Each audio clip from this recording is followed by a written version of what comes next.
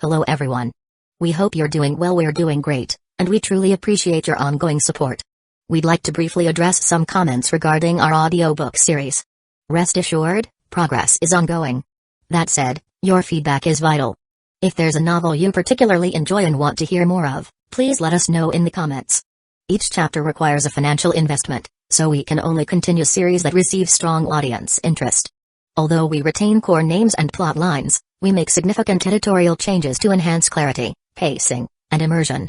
These are not simple recitations. We work hard to deliver a polished, thoughtful listening experience. Without sufficient feedback or engagement, we may need to discontinue a series. So if you're enjoying something, don't stay silent. Your input truly matters. Note, our default audio speed is 3x. If that's too fast, let us know. We're happy to adjust it. Interested in early access to unreleased audiobooks? Visit our Patreon. You'll get to experience new content before it reaches YouTube. Just to clarify, I'm a fan like you. I've purchased these novels and adapted them with care, while respecting all rights and guidelines. For updates, follow us on Facebook and Twitter, X. YouTube update: recently, YouTube flagged some of our content for including mature themes, realistic violence, and darker story elements. As a result, we've decided to stop uploading anything that violates YouTube's guidelines. If you'd like access to the full, uncut versions including the more intense or mature content, you can find them on our Patreon page, where we upload everything first. Available now on Patreon: Shattered Innocence transmigrated into a novel as an extra. Transmigrating over 10,000 years late, I was forced to become a mighty presence. I, the celestial dragon, rule the heavens through the double gate, reigning supreme in countless worlds with peace taming, Tower of God sequence strength, cultivation when you take things to the extreme. Naruto is an Uchiha with cyst. WTF, the centuries-old ancestor in our family take concubine again. Plus 18, Ichi, reincarnated in Bleach as a wizard. Thanks for listening and happy listening. Chapter 325, 22 billion gone? As the cheers of the crowd still echoed from the grand opening of Danzō's factory, the morning edition of Shinobi Times hit the streets, its front-page headlines seizing the public's attention with force. Shocking. The true face of Hidden Leaf Village's renowned leader, Danzō Shimura. Horrifying. For the sake of profit, Danzō Shimura commits unthinkable atrocities. The third Hokage claims unawareness. The second Hokage's personal disciple abuses power for personal gain, secretly engaging in horrific human experiments. Caution. The products you use may be stained with the blood of your loved ones. The bold claims and the authenticity of the accompanying photographs left little room for doubt. The images, dark and unsettling, depicted Danzō Shimura in a chilling light. The article alleged that, in his relentless pursuit of profit and to lower production costs for his factory, Danzō had secretly colluded with Orochimaru, one of the legendary Sannin. Together, they were said to have conducted inhumane experiments and abducted villagers, forcing them into slave labor for the factory. The photos, grainy but unmistakable, showed figures bound in chains, their faces stricken with terror. The sinister images of captive villagers seemed to confirm the worst suspicions. How could anyone not believe it? In an instant, the entire ninja world was engulfed by the explosive news. The three major countries that had already forged partnerships with Danzō and had been instrumental in preparing for the factory's grand opening were now swept into the chaos. Protests erupted across the land. Citizens, outraged by the allegations of tainted products and the horrifying rumors, took to the streets in droves, voicing their disgust. Boycotts of the factory's goods spread like wildfire. The message was clear: no one would buy from this blood-sucking factory. Even in Hidden Leaf Village, the very heart of Danzō's operations, unrest took hold. The people, once hopeful about the factory's promise of economic revival, turned against it. Voices of dissent grew louder, and it wasn't long before acts of defiance turned into open attacks on Root's assets and facilities. People of Hidden Leaf Village, please listen to me. Danzō pleaded, his voice strained as he tried to regain control of the situation. This is the work of Grass Village. It's their plot against us. But his words fell on deaf ears as the protests continued to escalate. I swear, my factory has nothing to do with these accusations. Hey? Who threw that? Step forward now. Amid the growing chaos, one of his aides, panic in their voice, urged him urgently, Danzō-sama, we need to leave now. But the damage had already been done. The flames of distrust had been stoked, and no amount of pleading or reasoning could quell the storm that had begun to rage against him. Despite Danzō's desperate attempts to assure the crowd that everything was legitimate and above board, the damning accusations in the Shinobi Times, complete with vivid descriptions and incriminating photos, had already ignited an uncontrollable fury. The crowd was beyond reasoning, their anger teetering on the edge of a full-blown riot. Their minds were made up based on the seemingly irrefutable evidence before them. Every word of explanation from Danzō only seemed to fuel their rage. Even Danzō, as he read through the reports himself, couldn't suppress a wave of frustration. Could he really be as evil as he was being portrayed? After all, Danzō Shimura was simply a man who had investigated fire protection measures, made a few false accusations, researched the first Hokage's cells, and studied the Uchiha clan's bloodlines. These were all standard ninja activities, right? There were no forced slavery operations, no underhanded contracts, and no instances of denying sick leave to employees with sick mothers. It was all just slander. Naked slander. His only goal had been to open a factory to help revitalize the village. Everything had been conducted above board from the beginning. He had followed all the regulations to the letter, nothing illegal had been done. Orochimaru's secret human experiments had nothing to do with his factory. Yet, within just one morning, the factory's grand opening had turned into a disastrous closing ceremony. The hopes and efforts of years seemed to be crumbling before his eyes. Hidden in the shadows, Danzō seethed with rage as he watched the chaos unfold before him. His eyes were bloodshot, the weight of his failure crushing him. My 22 billion. Just like that. Gone? The words barely left his mouth when a familiar voice rang out once again, cutting through his thoughts like a blade. Danzō-sama. The reporter's tone was unyielding, almost taunting. Do you have anything you would like to explain about your actions? This guy. Again? Danzō's face turned red with fury. His hand shot to his chest, his fingers gripping his cane tightly as he ground his teeth. He glared at the Shinobi Times reporter, who was still attempting to interview him amidst the pandemonium. Catch that reporter. Danzō barked, his voice thick with barely contained rage. It was this troublemaker again, the same one who had snuck into the Four Villages meeting to stir up trouble. How did these pests manage to infiltrate Hidden Leaf Village, even with all of the security measures in place? Hidden Leaf Village had already set up a barrier around the village, and Danzō had personally investigated every corner of the land. How could this reporter, or any other, have gotten through? I'll make him work in the factory. Like a slave, without giving him a single, Danzō gritted his teeth in fury, his eyes locked on the reporter. But before he could finish his venomous threat, the seasoned reporter, understanding the gravity of the situation, turned and bolted without a second thought. Years of experience had taught him well, when facing danger, never hesitate. The editor-in-chief of Shinobi Times had instilled it in all of them from day one: if things went south, run. Embrace the will of grass and prioritize self-preservation. Seeing the reporter bolt, Danzō's frustration mounted. Chase him. I must catch him today. He shouted, but it was no use. The reporter, knowing the situation, started shouting as he ran, Danzō is here, Danzō is here. His taunting voice only deepened Danzō's embarrassment and anger, his face turning a shade of crimson. As the reporter's voice echoed, the attention of the villagers swiftly turned toward Danzō. With the attention of the villagers now fully on them, the root ninjas hesitated, retreating a few steps in uncertainty. The root ninjas hesitated, unsure of what to do. They knew their orders but feared leaving Danzō alone in this volatile moment, where a mob of angry villagers was already gathering. Danzō is over there. Get him. The cries erupted from the crowd, and the villagers, their anger fueled by the scandalous headlines, surged toward him. They were ready to take matters into their own hands. Realizing that he had been discovered, Danzō wasted no time and turned to flee. The situation had spiraled out of control, and he understood, deep down, that everything seemed lost. No. It's not over yet, Danzō muttered to himself, his eyes narrowing as a new thought crossed his mind. Gritting his teeth, he quickly ordered a nearby root ninja, send someone to the laboratory immediately. Make sure to control Orochimaru. Keep a close eye on. Before he could finish his command, the air shifted as a panicked root ninja sprinted toward him, looking utterly frantic. The ninja didn't even wait for Danzō to speak before blurting out, Danzō-sama. Something terrible has happened. What is it? Danzō demanded, his heart racing, already sensing the worst. Orochimaru-sama has defected. The ninja gasped, his face pale with disbelief. He emptied the lab. The words hit Danzō like a thunderclap. Orochimaru. Defected? Impossible. The shock rooted him to the spot for a moment, unable to process what he was hearing. But before he could even react, the ninja pulled out a letter, grimacing as he handed it to Danzō. The only thing left in the lab was this. A letter. Addressed to you, Danzō-sama. Danzō's eyes widened with a mixture of dread and suspicion as he took the letter. His grip tightened around it, but he couldn't shake the feeling that this would be the final blow to his crumbling empire. Danzō's hands shook as he held the letter, the words on the page blurring in his vision. His mind was racing, trying to process the meaning behind the message. But as he read it, a heavy weight sank into his chest. His legs gave way, and he stumbled backward, his body crashing to the ground. I'm done. Done for. He muttered, his voice barely a whisper as he felt the life drain from him. Danzō-sama. His subordinates rushed to his side, panic flooding their faces, but Danzō barely registered them. His eyes were fixed on the fluttering paper that had slipped from his grasp, carried by the wind. The letter. That letter.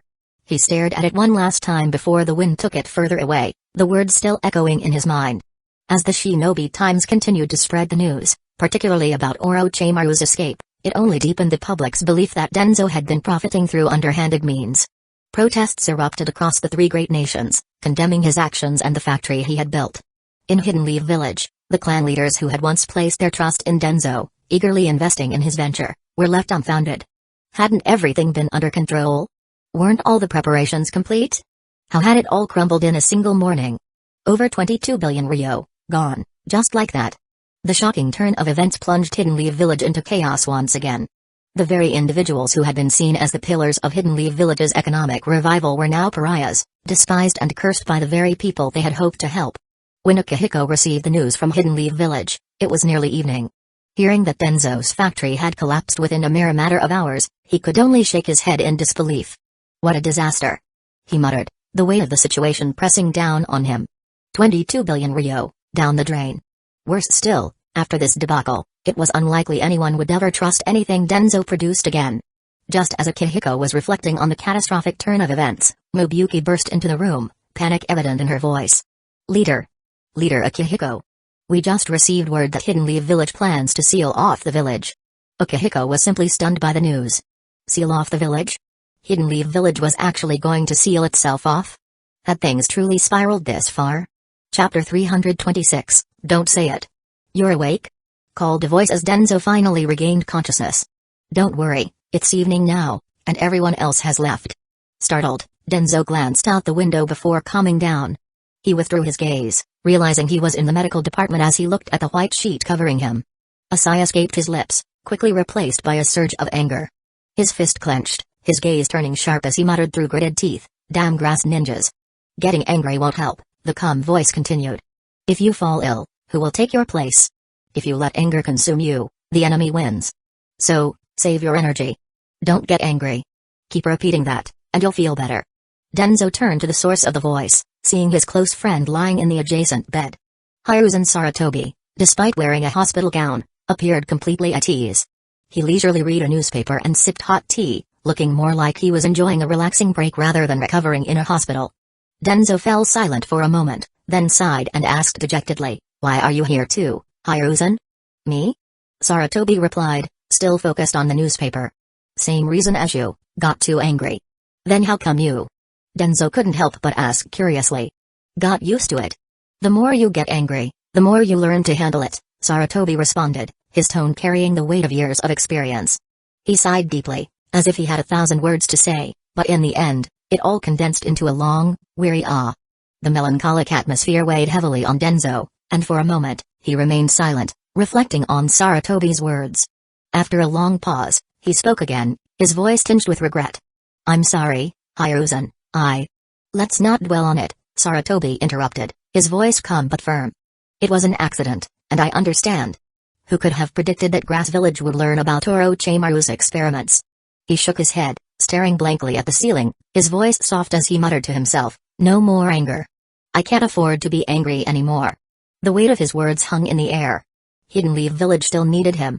After a moment of quiet reflection, Sarutobi looked back at Danzō, his expression serious.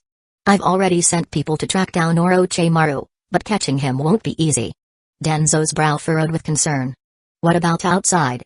he asked, his worry palpable. Sarutobi met his gaze evenly. "I've taken care of it," he replied, his tone unwavering. Then, after a brief pause, he added with quiet determination, "Let the past be the past. From now on, we will live our lives honestly. No more chasing after things that aren't meant to be. No. I haven't lost yet." Danzō shook his head, his voice filled with determination. "This was just a fluke by the Grass Village. I still have a chance. Once this blows over, I'll get some money and start a business again." Before he could finish, he noticed Hiruzen clutching his chest, trembling. Hiruzen. What's wrong?" Danzō's concern grew as he rushed to his side. I'm fine. Hiruzen managed to say, his voice weak as he clutched his chest, feeling a sharp pain.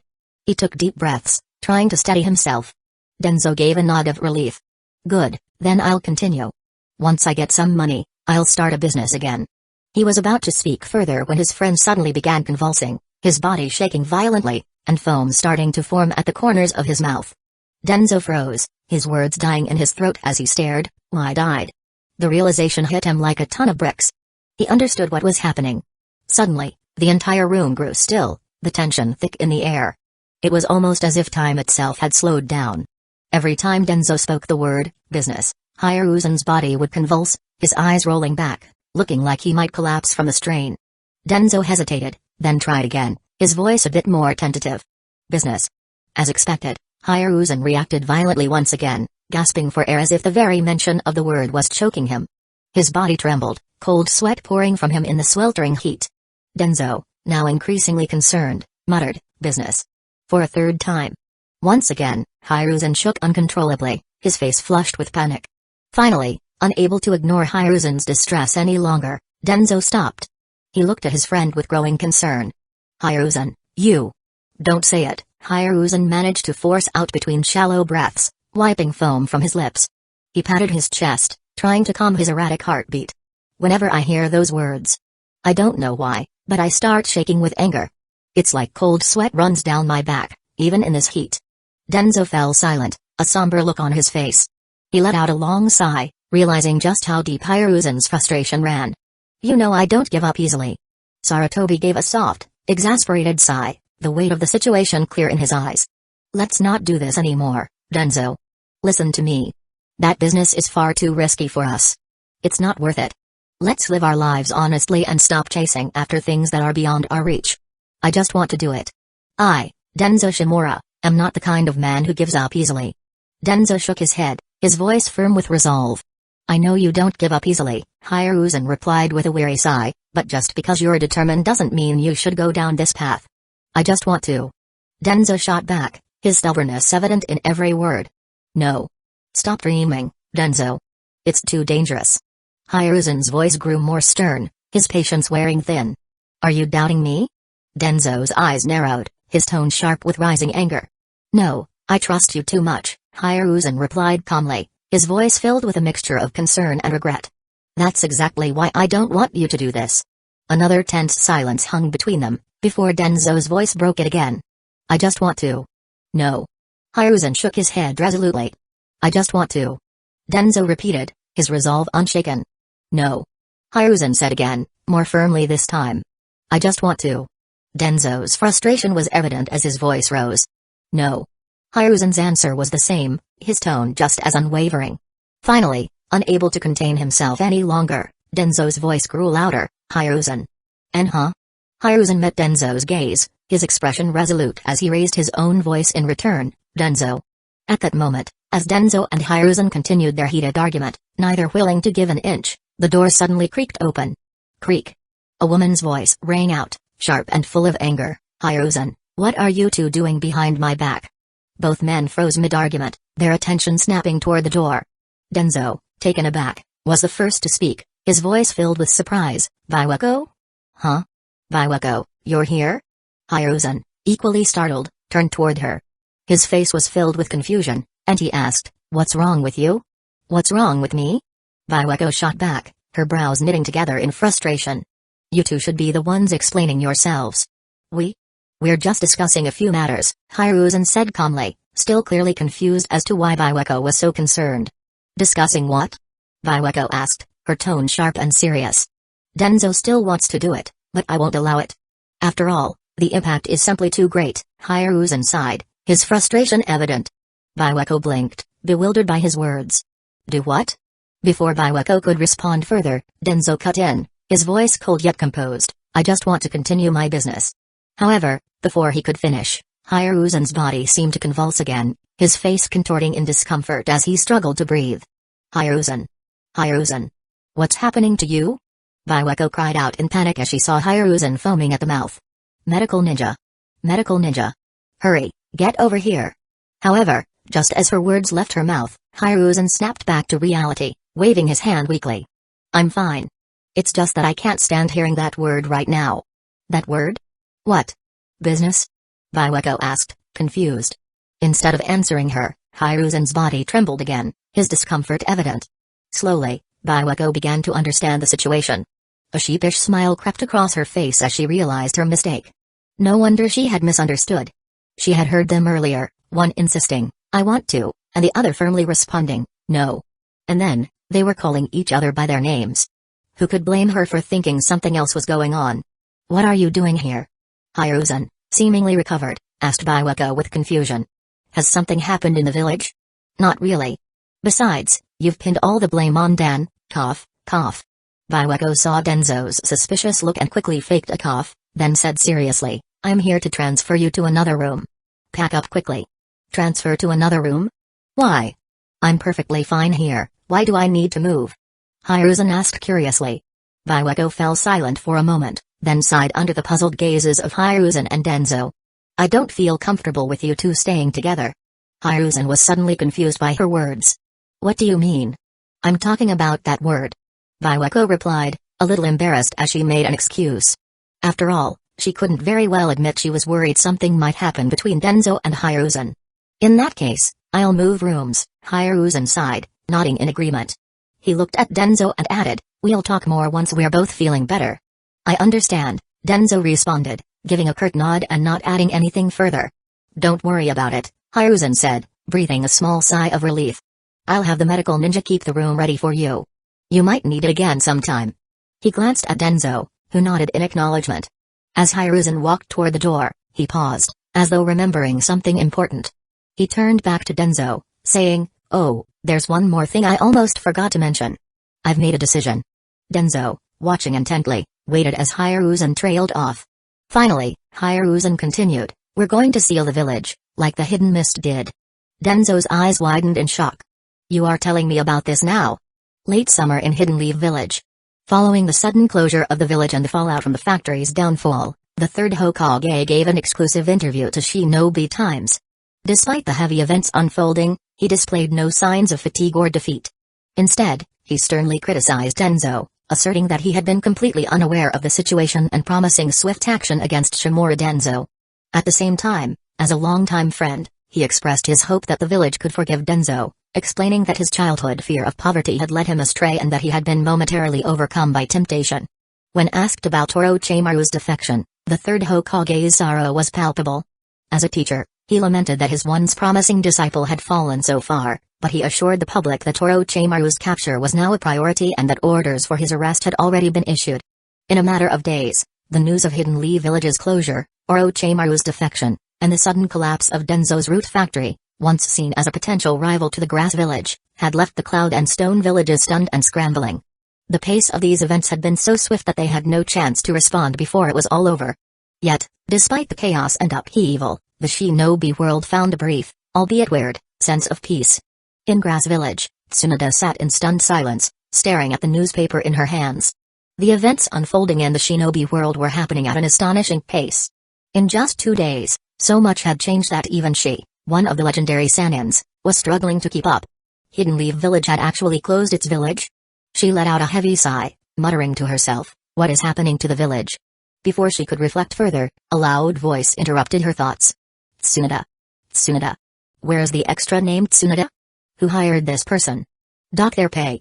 Tsunade quickly tucked the newspaper away, standing up and calling back with a hint of irritation, "I'm here. I'm here. Don't dock my pay."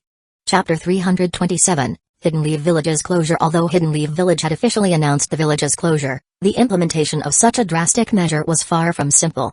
Once the largest and most influential ninja village in the world, Hidden Leaf Village has seen a decline in recent years, driven by various factors. Despite this, the village continued to receive a steady stream of mission requests. Hidden Leaf Village's mission services, which spanned across multiple countries, were highly sought after. Known for its competitive prices, exceptional quality, and an extremely high success rate, Hidden Leaf Village remained a popular choice among the ninja community. In fact, after the Third Shinobi War, the Land of Wind had entrusted all its national missions to Hidden Leaf Village. However, due to the turmoil in recent years, the Land of Wind had fallen into financial chaos.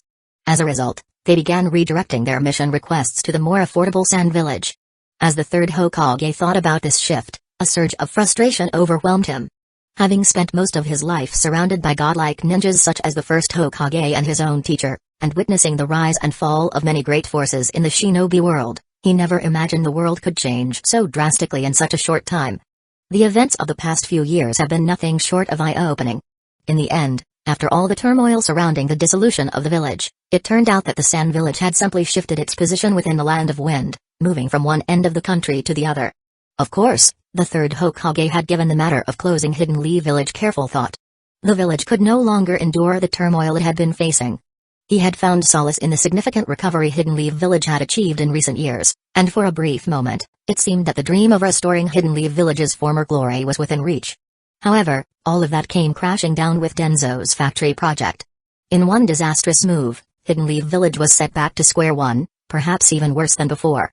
A staggering 15 billion ryo had been wasted, and a portion of that was his and Hueco's 500 million ryo, gone without a trace. But the greater concern wasn't just the money. It was that if Danzō's reckless behavior continued, Hidden Leaf Village might eventually be doomed. Even if it didn't completely collapse, a few more incidents like this would push the village beyond its limits. The third Hokage realized that he could no longer afford to stand by idly. Hidden Leaf Village still needed him. The village depended on his leadership to survive. Therefore, closing the gates and halting everything was the only viable option. Hiruzen Sarutobi, as the third Hokage, had always hoped for a peaceful life. Unlike Danzō, he didn't dream of grand ambitions. All he wanted was to preserve what was left of Hidden Leaf Village and protect its people. After a sufficient period of rest, Hiruzen discharged himself from the hospital and called for a meeting to address the closure of the village. Alright, that's all for today's meeting. Hidden Leaf Village must close its gates as soon as possible, Hiruzen declared, taking a slow drag from his pipe. His eyes lingered over the downcast faces of the village's higher-ups, the leaders of the ninja clans. He couldn't help but sigh inwardly. As he gazed at their weary expressions, Hiruzen couldn't help but think back to the past. He recalled the shareholders' meeting when Danzō had confidently stated, "Follow me, and I'll guarantee you billions in return." At that time, the clan leaders had eagerly handed over their money, believing Danzō would lead them to unprecedented prosperity. But despite all the careful planning, the business had collapsed the moment it launched. For the ninja clans, a loss of several 100 million ryo was no trivial matter. For the smaller clans, even tens of millions was enough to break them. Now, that money was gone, along with their hopes. It was no wonder that their spirits were so low. Hiruzen himself wasn't immune to the sting of this failure. Every time Danzō even mentioned the word business, it sent a shiver down his spine. Just thinking about it made his body tremble. The weight of those failures was too much, and it was clear, he was getting old. Gone were the days when he had the ambition of youth. Now, he only sought peace, and the survival of Hidden Leaf Village was all that mattered. Hiruzen let out a soft sigh. Everyone, bear with it for just a few more days. After the village closes, we'll see better days. He paused, looking over the gathered group, then added, "Dismissed." "Yes, Hokage-sama," came the collective reply. Though the words were compliant, a heavy sense of resignation hung in the air. The clan leaders and higher-ups sighed but nodded in agreement before turning to leave and carry out their tasks. Once the room emptied and the heavy silence returned, Hiruzen's expression softened with contemplation. He gazed absent-mindedly at the door before turning to a nearby Anbu, who had been waiting in the corner, motionless. He pondered for a moment, then asked, "What is Danzō doing right now?" The sudden announcement of Hidden Leaf Village's closure sent shockwaves through the ninja world, a world where Hidden Leaf Village had once been the undisputed powerhouse. How could the village, which had been at the pinnacle of strength and influence, close its gates simply due to a series of setbacks? It was one thing to condemn Shimura Danzō for his involvement in illegal factories and the horrific human experimentation, but to go to the extreme of closing down the entire village? What could drive Hidden Leaf Village, the pride of the shinobi world, to such a drastic measure? As Hidden Leaf Village's ally, Grass Village felt the impact deeply. Their first response was one of shock and regret. The Grass Village leader quickly called for a meeting, where he emphasized the long-standing bond between the two villages, a relationship that had been formed in the very early days of the shinobi world. Despite their sadness over Hidden Leaf Village's decision, the leader expressed their unwavering support for Hidden Leaf Village during this difficult time. With sincerity, the Grass leader solemnly declared that regardless of when Hidden Leaf Village reopens, Grass Village will never forget the bond they share. He always welcomes his dear friend Danzō to visit the land of grass again. And despite everything that has transpired, he firmly believes there is a deeper reason behind his actions. The meeting was a genuine reflection of the strong friendship between the two villages, prompting a spontaneous round of applause from everyone in attendance. However, some of the attendees were left somewhat puzzled. What exactly was the leader trying to convey? What was the core message?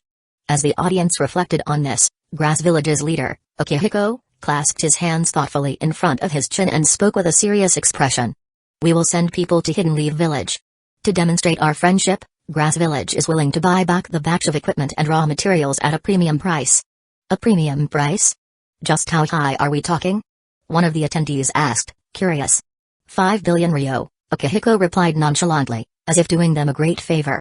The room fell into stunned silence. Everyone was speechless. Akihiko's offer was a perfect example of Grass Village's spirit. He was offering a mere fraction of the original cost. The audacity of such an offer left the room in disbelief. Wouldn't they be torn to pieces the moment they set foot in Hidden Leaf Village? Despite the mix of admiration and incredulity in the room, Akihiko remained unfazed. He seemed to recall something and turned to Mubuki, asking, by the way, where is Gato? Why hasn't he returned yet? Is something wrong? Meanwhile, in the root base, the two individuals discussed by the village leaders were in a very different setting. Danzō, leaning on his cane, stood in the dimly lit cave, staring blankly at the stone walls as he waited for Gato. His posture was calm, but there was a quiet tension in the air. Gato, on the other hand, was feeling increasingly uneasy. His eyes darted nervously around the narrow, shadow-filled hallway. Surrounded by root ninjas, he had no opportunity to escape. He had originally planned to flee, to vanish before Danzō could summon him, but the ever-present security had made that impossible. Now, with no choice but to comply, Gato was being escorted to Danzō, and a deep sense of foreboding settled in his chest. Just as Jao stepped inside, Danzō's voice, drained of its usual authority, echoed through the room. You have come? He said, his tone heavy with weariness. Before Gato could respond, Danzō continued, I know you're angry. After all, your 7 billion ryo was part of this disaster. But because of my position, I couldn't reveal the truth to you. No, why would I be angry? Gato was stunned by Danzō's words. He suddenly reacted, and a deep sigh suddenly escaped him as he lifted his eyes, which were filled with complex thoughts. I didn't expect you to find out, Lord Danzō. Danzō gave a faint, knowing smile. You are a smart man. He stood up slowly with the support of his cane, his gaunt face expressionless as he regarded Gato. And smart men fear death, just as I do. Seeing the look of despair on Gato's face, Danzō sighed again. I'm grateful for your efforts. Despite this failure, the strength of our strike only shows that the Grass Village is afraid. Our plan, though it didn't succeed, proved it was sound. He paused, then added, it was still a valid approach. Gato's eyes twitched as if he was about to speak, but the words never came. In his mind, he wanted to say, no, this was never going to work, and I'm actually a spy for the Grass Village. Of course, he wouldn't certainly respond like that, but before he could say anything, Danzō's regretful tone filled the silence. It's a pity, Danzō murmured, I didn't expect things to turn out like this. Shaking his head, Danzō looked at Gato with a somber expression. You must have heard about the village's decision. Yes, sealing the village. That's the Hokage's decision, and I. He sighed deeply, his voice filled with defeat. For the sake of the village's stability, Hiruzen will never allow me to leave. So, I have decided. Suddenly, his demeanor shifted. The defeated tone vanished, replaced by a sharpness in his eyes and a coldness in his voice. The dark aura of the root leader emerged as he locked eyes with Gato. I am entrusting everything from the factory to you. Gato, caught off guard, stood frozen, completely stunned by this unexpected turn of events. What the hell? He thought, unable to process the bizarre and sudden decision. Chapter 328, Danzō, Gato, I only trust you. Very few people are aware of our connection, Danzō continued, his voice steady, laced with calculated confidence. This situation should not have impacted you significantly. He paused, glancing at Gato with a mixture of respect and something darker. Moreover, as a prominent merchant in the land of waves, you have advantages that I lack. Danzō sighed, his gaze shifting as if burdened by an unseen weight. You're aware that Hidden Leaf Village is preparing to seal the village. Hiruzen won't let me leave easily, given my position here. And with the recent events that have rocked the village, continuing operations at the factory in Hidden Leaf Village is no longer viable. He leaned forward slightly, his tone shifting to something more conspiratorial. So, I've devised a plan. A shell operation. For now, we'll sever all ties with Hidden Leaf Village and relocate the factory to the Land of Waves, under your direct management. Once the dust settles and the situation calms, we can reintegrate the operation. Danzō's words carried the weight of someone who believed in the brilliance of his scheme, as if the solution were both simple and clever. These machines, these raw materials, All worth over 20 billion ryo. I am entrusting them to you, Danzō said, locking eyes with Gato, his gaze steady and full of trust. Among those I know, only you are capable of handling this task. He paused for a moment, then continued with a note of urgency in his voice. If we don't act now, Hiruzen will sell these goods at a fraction of their worth, just to ease the village's burden. It would be a waste. Rather than allow it to end like this, we have a chance to take a risk, one that could offer a new opportunity for survival. Danzō's expression grew more somber as he added. This is a bold move, and will certainly draw attention from the grass village, but don't worry. I will provide you with the connections I've made with the three great nations. This will enable you to expand quickly and catch grass village off guard. His gaze hardened as he fixed Gato with a burning look, one that left no room for refusal.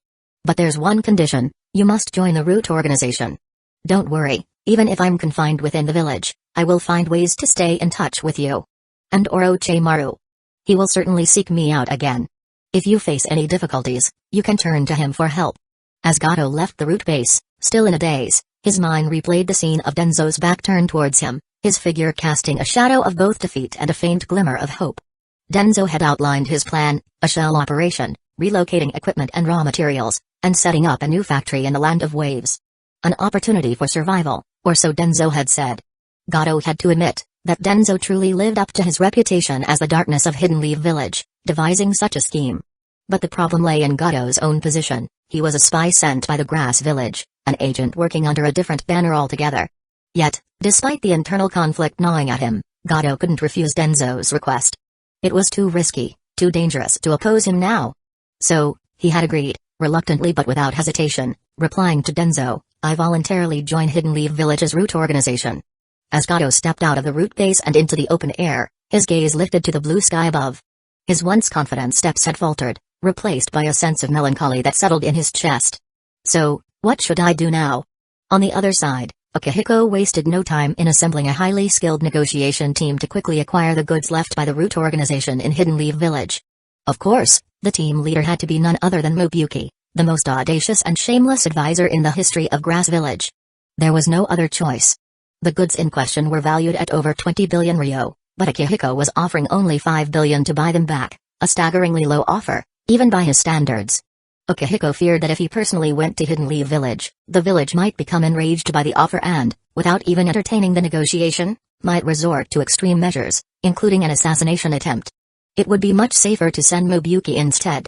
As a seasoned grass ninja, Mobuki's escape skills were legendary, and Akihiko trusted that he would handle any situation without a hitch. With everything in place, the team was now ready to leave. They had to reach Hidden Leaf Village before the village closed its gates completely. Once the closure was in effect, Hidden Leaf Village would become a one-way entry. No one would be able to come or go freely like they could now. Time was of the essence. Although Akihiko believed that even if they offered to stay in Hidden Leaf Village for a few years, the village would never agree, he didn't consider pushing the issue further. After all, Grass Village wasn't the type to trouble others, and Akihiko never had any intention of causing trouble. Hidden Leaf Village, at this point, had only two options regarding the goods. They could either wait for the situation to settle down and reopen the factory once the village was up and running again, or they could sell everything quickly to raise the necessary funds to keep the village afloat. Given the circumstances, it seemed more likely that the third Hokage would choose the second option. Once the village was sealed, although the cost of maintaining it wouldn't be too high, there would still be financial demands, and Hidden Leaf Village was in desperate need of cash. The only ones who could feasibly take over such a large quantity of goods were the major nations, Land of Fire, Land of Lightning, Land of Earth, and, of course, the Land of Grass. With that in mind, Akihiko knew they had to move quickly. The opportunity wouldn't last long. Akihiko surveyed the gathered negotiation team, a sense of approval settling over him. The team was composed of some of the best talents from the Land of Grass, Hanzo, Advisor Chio, Kakazu, and the leader of this mission, Mobuki. However, Mobuki wasn't present at the moment. The ninja world had been in a state of turmoil recently, with the press overwhelmed by events, and Mobuki had urgent matters to attend to. He would join the team at the village entrance later. Each member of the team brought a unique skill to the table, and Akihiko had high hopes for them. Hanzo, in particular, was a key asset. If the third Hokage refused to cooperate, Hanzo would use his ultimate move. He would simply lie down in front of the Hokage and will refuse to move, a strategy that would force Hidden Leaf Village to deal with them. It was a bold move, but it was their hidden trump card, one that would tip the scales in their favor. Just as Akihiko was about to announce their departure, Mobuki rushed in, calling out, "Leader, wait." Ukihiko looked up, surprised. I thought you said you had things to take care of and would meet us at the village entrance later? He paused for a moment, then waved it off. Well, it doesn't matter. Since you're here now, you guys can leave together. He patted Mobuki, who was out of breath from rushing over, and added with sincerity, this deal, worth over 20 billion, is in your hands now. Mobuki quickly shook his head, his hands raised. No, that's not it. We don't need to go anymore, Leader Ukihiko. He was still catching his breath. Ukihiko paused, confusion settling in. What do you mean? Did Hidden Leaf Village sell all the goods already? To whom? Mobuki handed Ukihiko a piece of paper with a resigned expression. Just read this, Leader Ukihiko. You'll understand. As soon as Ukihiko took the intelligence report and glanced at it, his expression immediately froze. He blinked, rubbed his eyes, and then looked up at Mobuki with wide eyes. Is this for real? At that moment, the three others, Hanzo, Chio, and Kakazu, leaned in, their curiosity piqued. What's going on? Are we still going or not? Hanzo asked, furrowing his brows. I even brought 2 special fish as gifts for my dear friend. You know, when I heard he was hospitalized, I was really worried. Ukihiko, still in shock, struggled to find the words. He handed the report to Hanzo. You'd better see for yourself. What could have happened? Hanzo scoffed, shaking his head. You youngsters are too inexperienced, getting all worked up over. But before he could finish, he glanced down at the paper. His eyes widened in disbelief under his mask. Chio and Kakazu, both leaning in to take a look, were equally stunned. A heavy silence fell over the group. Their faces mirrored a mix of confusion and admiration, all of them sighing in unison. Danzō. Truly a remarkable man. My friend Danzō, my dear friend. Hanzo muttered, his voice faltering with emotion. I don't even know what to say. Make sure someone delivers the gifts I brought to him. Tell him I wish him a speedy recovery. Mobuki, still processing the situation, turned to Ukihiko and asked, so, what do we do now? Should we arrange to have the goods sent back? Ukihiko blinked, snapping out of his thoughts. He gave Mobuki a puzzled look. Send them back? What for? Doesn't he want to build a factory? Let's move forward with that. The room fell silent as everyone exchanged bewildered glances. What the? We are building a new factory? Chapter 329, Land of Waves. Shortly after the closure of the Root Factory, a new production base emerged, this time in the Land of Waves. In just a few days, the market was flooded with goods produced at the new facility, quickly spreading across the 3 great nations. While there was no official connection to Hidden Leaf Village's infamous capitalist, Shimura Danzō, most of the 3 nations were well aware that it was merely a shell operation orchestrated by Danzō himself. However, given the ongoing tensions between Hidden Leaf Village and the Grass Village, many chose to turn a blind eye to the situation. After all, there was little love lost between the nations and the Grass Village, making them more than willing to stay out of this operation. Meanwhile, in Hidden Leaf Village, the date for the village's lockdown was rapidly approaching. Although the 3rd Hokage had suspected Danzō's covert actions, he chose not to address them.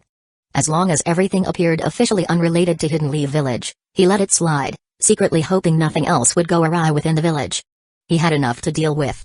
After receiving reports about Danzō holed up in his underground hideout, Sarutobi Hiruzen decided not to pursue the matter further.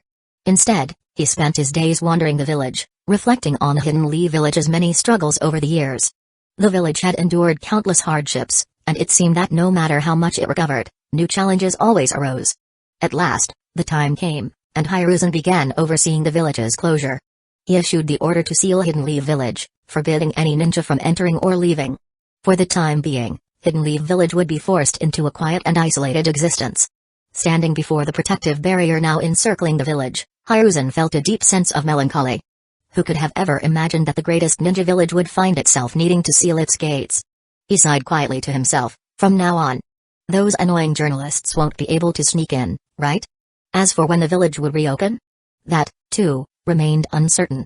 The news of Hidden Leaf Village's impending lockdown had been widely publicized in advance, leaving the ninja world prepared for what was to come. The Shinobi Times, as always, had been covering the closure non-stop. This marked Hidden Leaf Village's first lockdown in over 50 years since its founding, making it the second major ninja village to take such a drastic measure after Mist Village. This underscored just how critical the situation had become in the ninja world. In response to the closure, the leader of Grass Village made another public statement, emphasizing the long-standing friendship between Grass Village and Hidden Leaf Village. He solemnly urged all villages to cherish peace, maintain harmony, and work together to create a new era of peace in the ninja world. On the day the statement was released, the heartfelt call for peace moved the leaders of Cloud and Stone villages to tears, their emotions spilling onto the newspapers as they wept. Or at least, that's how it was portrayed. In reality, the leaders of the Cloud and Stone villages were enraged, cursing Grass Village for their shamelessness. They were infuriated by the audacity of Grass Village to call for peace when they were, in fact, the ones responsible for the most damage. Since the end of the Third Great Ninja War, how many major incidents have been triggered by Grass Village's blatant disregard for ninja ethics? Grass Village had only made matters worse. Hidden Leaf Village's lockdown was, in their eyes, mostly was their fault. Meanwhile, since Hidden Leaf Village's lockdown and a scandal involving the Root organization, the Root-affiliated newspaper had been tainted by the controversy.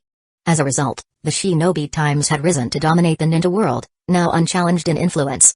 On the other side, after the revelation of the human experimentation, Orochimaru, who had chosen to flee, received news of Hidden Leaf Village's impending lockdown. As he stared at the Shinobi Times in his hands, a deep contemplation crossed Orochimaru's face. After a moment, he shook his head softly and muttered to himself, "I never expected. Sensei actually had this kind of resolve." It seemed that the third Hokage couldn't bear Danzō's bad luck any longer. After all, just look at what Danzō had been involved in these past few years. He had been captured 3 times, nearly bankrupting them in the process. Initially, it seemed like Danzō, having pocketed billions, was finally beginning to turn things around. But who could have predicted that the worst was still ahead? Over 20 billion ryo, gone, just like that. Orochimaru couldn't help but think that Danzō had been cursed by the Grass Village. It was the only explanation that made sense. In order to continue his experiments, Orochimaru had taken the remaining funds and fled. He had no choice but to run. If he didn't, he feared he would be left to shoulder Danzō's debts. His dream was to explore the truth and achieve immortality, not to get tangled in business affairs.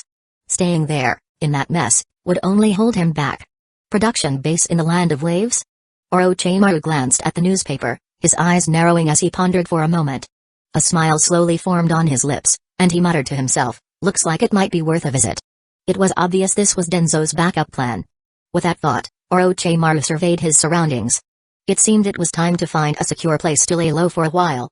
Meanwhile, despite the new production base in the Land of Waves seemingly operating independently from Hidden Leaf Village and appearing to be a secret operation run by Danzō, it was, in reality, part of the Grass Ninja Village, a fact known to only a select few within the village. Danzō remained unaware of this connection, but if the truth ever surfaced, he would likely struggle to maintain his composure. Given the current circumstances and the closure of Hidden Leaf Village, the revelation could prove disastrous for his health, likely driven by anger and frustration. As for the new production base, Uchiha saw it as a strategic move to foster controlled, beneficial competition between the two sides. By preventing monopolies and encouraging development, both Hidden Leaf Village and the Grass Village could thrive until the time came for Hidden Leaf Village's reopening. Since Hidden Leaf Village had sealed its borders, the income of the Grass Village had significantly dropped, and the entire ninja world had grown quieter. Uchiha found this to be a regrettable consequence.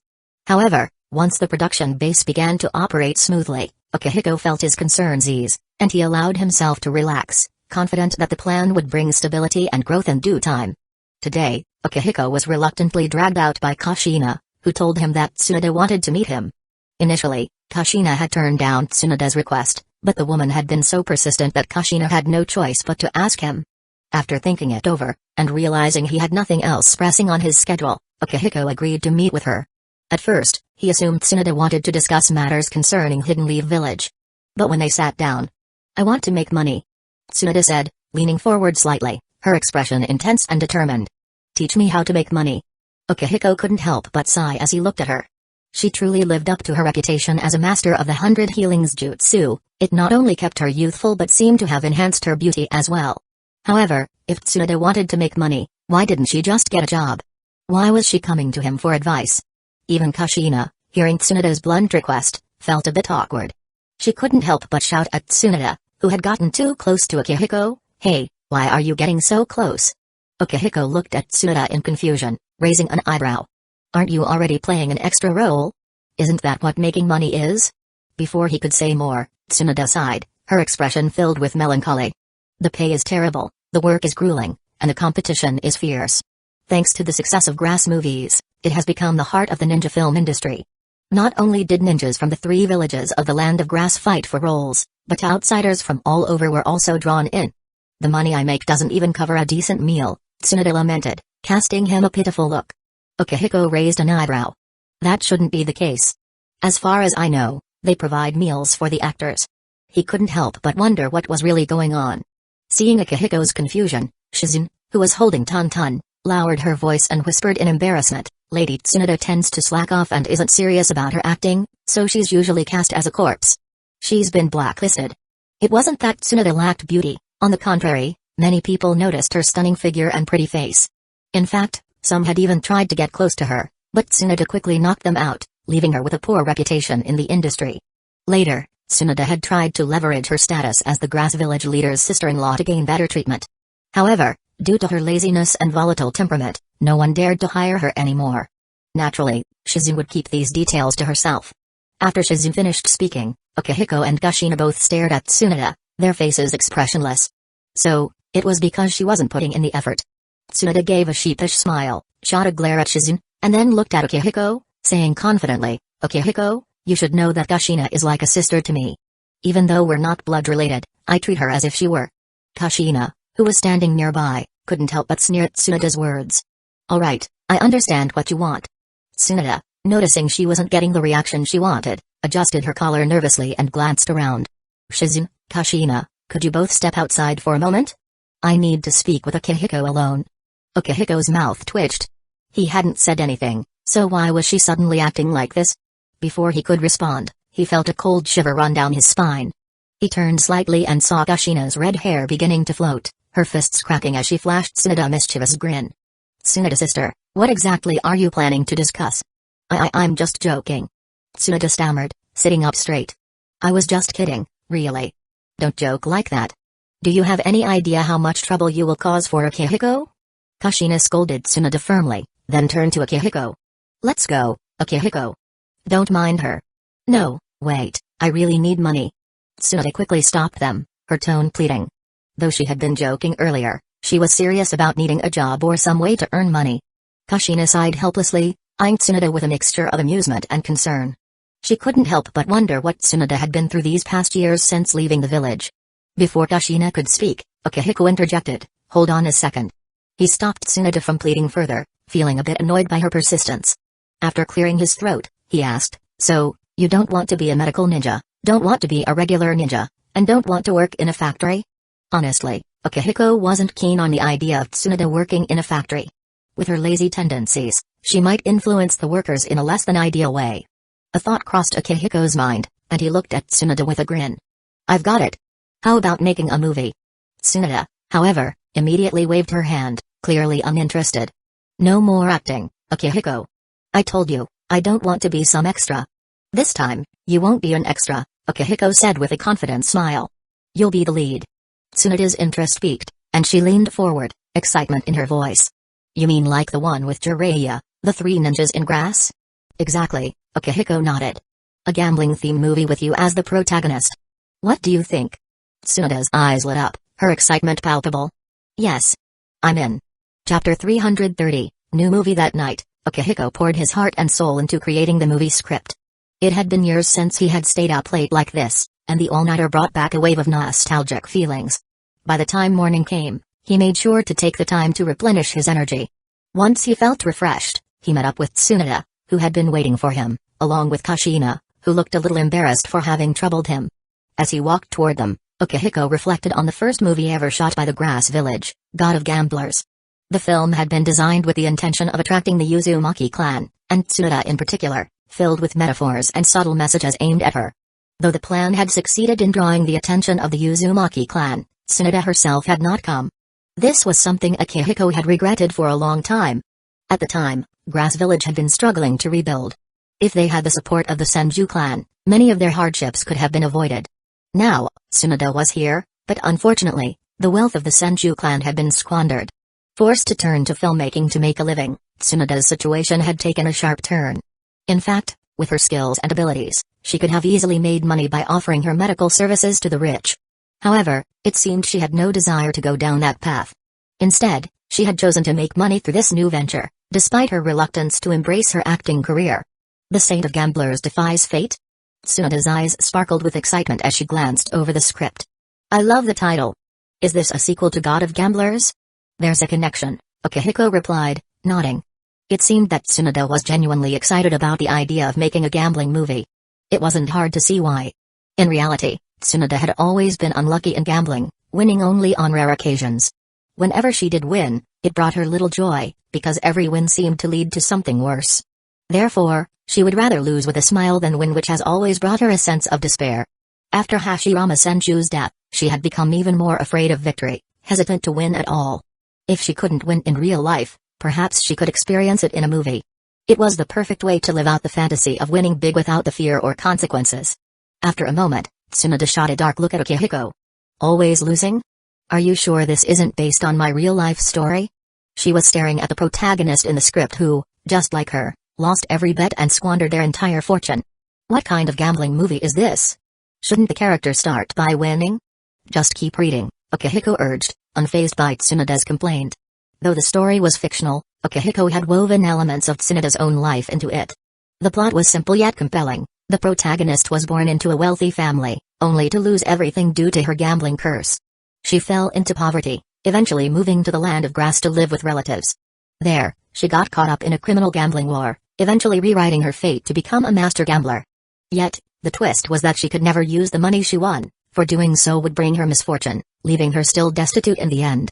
It was a reflection of Tsunoda's complex relationship with gambling, winning and losing, but never truly escaping her fate. Akihiko had already planned to display the phrase based on a true story at the beginning of the movie. The film would subtly mirror the real-life struggles of the person it was based on, showcasing a tale of lost wealth due to gambling, ongoing poverty, and the loss of family. It would serve as a cautionary tale, highlighting the dangers of gambling. Initially, Akihiko had considered directly mentioning Hashirama Senju and Tsunoda herself, using their names as negative examples to emphasize the theme. However, after some thought, he decided against it. Instead, he would portray their images with obscured faces, giving only subtle hints at their identities. Not to mention Tsunoda herself, even if he mentioned Hashirama Senju, he didn't have to worry. The Grass Village had long ago secured the rights to use the names of famous ninjas from various villages at very low prices, with no usage restrictions. So, using these names and identities in this way was perfectly legal. After a while, as she reached the end of the script, Tsunoda looked at Akihiko with a thoughtful expression. It really does end differently. Then, a broad grin spread across her face. Are you trying to tell me not to dwell on the past, to turn things around before it's too late, and to cherish my current life?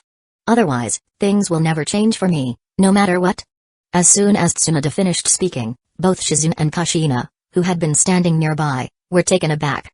They exchanged glances before looking at Akihiko with a newfound sense of gratitude. Is that really the message? Shizune asked, her voice filled with awe. He is worthy of the infamous title of Grass Sage, Shizune thought. Having followed Tsunoda for years, she had tried countless times to persuade her to stop gambling, but her efforts had always failed. Akihiko, however, had approached the situation with a unique perspective, one that had managed to reach Tsunoda in a way Shizune never could. Despite the fact that Hidden Leaf Village and the Grass Ninja Village were technically allies, their rivalry simmered beneath the surface. Yet, Akihiko had chosen to help Tsunoda in such a thoughtful and magnanimous way, something that reminded Shizune of the first Hokage's legendary kindness.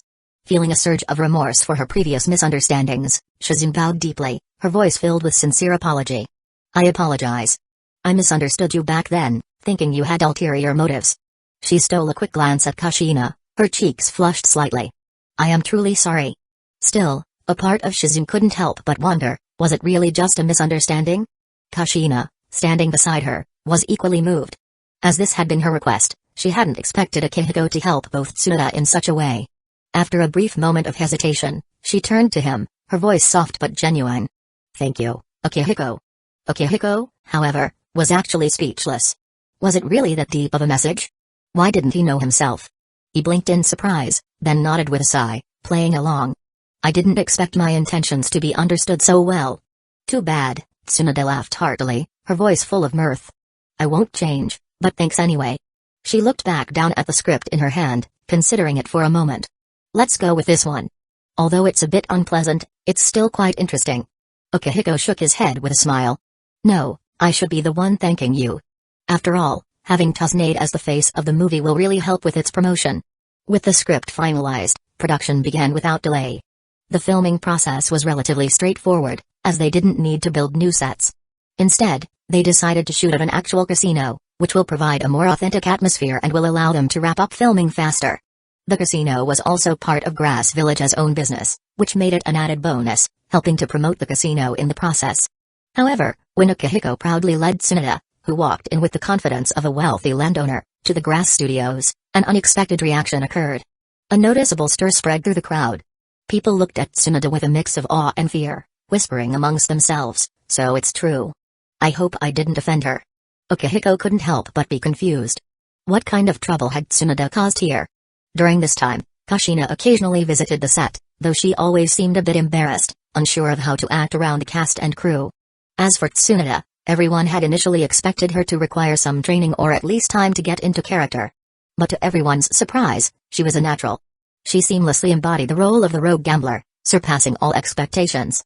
Her performance was so convincing that Shizune, watching from the sidelines, awkwardly had to ask Tsunoda to tone it down. After all, Tsunoda was one of the legendary Sannin of Hidden Leaf Village, and her reputation demanded a certain level of decorum. Time passed, and soon it was time for the final scene, the climactic showdown. Tsunoda, drenched in cold sweat, nervously rubbed her hands, her eyes locked on her opponent. And her opponent. The antagonist's role was played with a sinister touch, borrowed from Orochimaru's iconic visage. As for any potential backlash upon the movie's release, Akihiko liked to say they could simply direct complaints to Tsunoda later. The tension and anxiety were expertly conveyed through Tsunoda's performance. Even the nearby crew members were left in awe. Incredible. I thought she could only play dead bodies or simple roles, but she's got real talent. We totally underestimated her. Her natural ability to perform was almost terrifying. It was as if she had drawn the card she had been waiting for. A smug, confident smile spread across Tsunoda's face as she glanced at her opponent. With a flourish, she slapped the cards onto the table. "You lost." "No. I have 4 kings." "I don't believe you have 4 aces." Her opponent, the king of gamblers Orochimaru, appeared rattled. His earlier confident stance faltered, and his face grew tense, sweat beading on his forehead. His voice turned cold, dripping with villainous flair. "Reveal it. If you dare, reveal it." Tsunoda smirked, unfazed. "Humphrey. Sorry, but I have 4." She began, her voice dripping with arrogance, as she prepared to flip over the cards. However, before she could finish, her expression suddenly froze. A confused look crossed her face as she stared at her cards. "What the?" Her once proud smile faltered as she noticed something was wrong. "Where's my ace?" Her once flawless hand was now incomplete. The 4 aces she had been so confident about were now mysteriously reduced to 3. The entire set fell silent. Even Akihiko, Kushina, and Shizune were stunned. They couldn't believe what they were seeing. She can't even win in a movie? Akihiko becomes speechless. How was that even possible? Who stole my cards? Tsunoda roared in anger, her eyes scanning the room, as if she could find the culprit with a glare. The crew members exchanged bewildered looks, trying to make sense of the situation. Her cards had disappeared? How could something like that even happen? Akihiko, knowing full well how Tsunoda's luck worked, couldn't help but facepalm. He stood up, gently patted the fuming Tsunoda on the back, and said, "Forget it. We can just add some special effects later."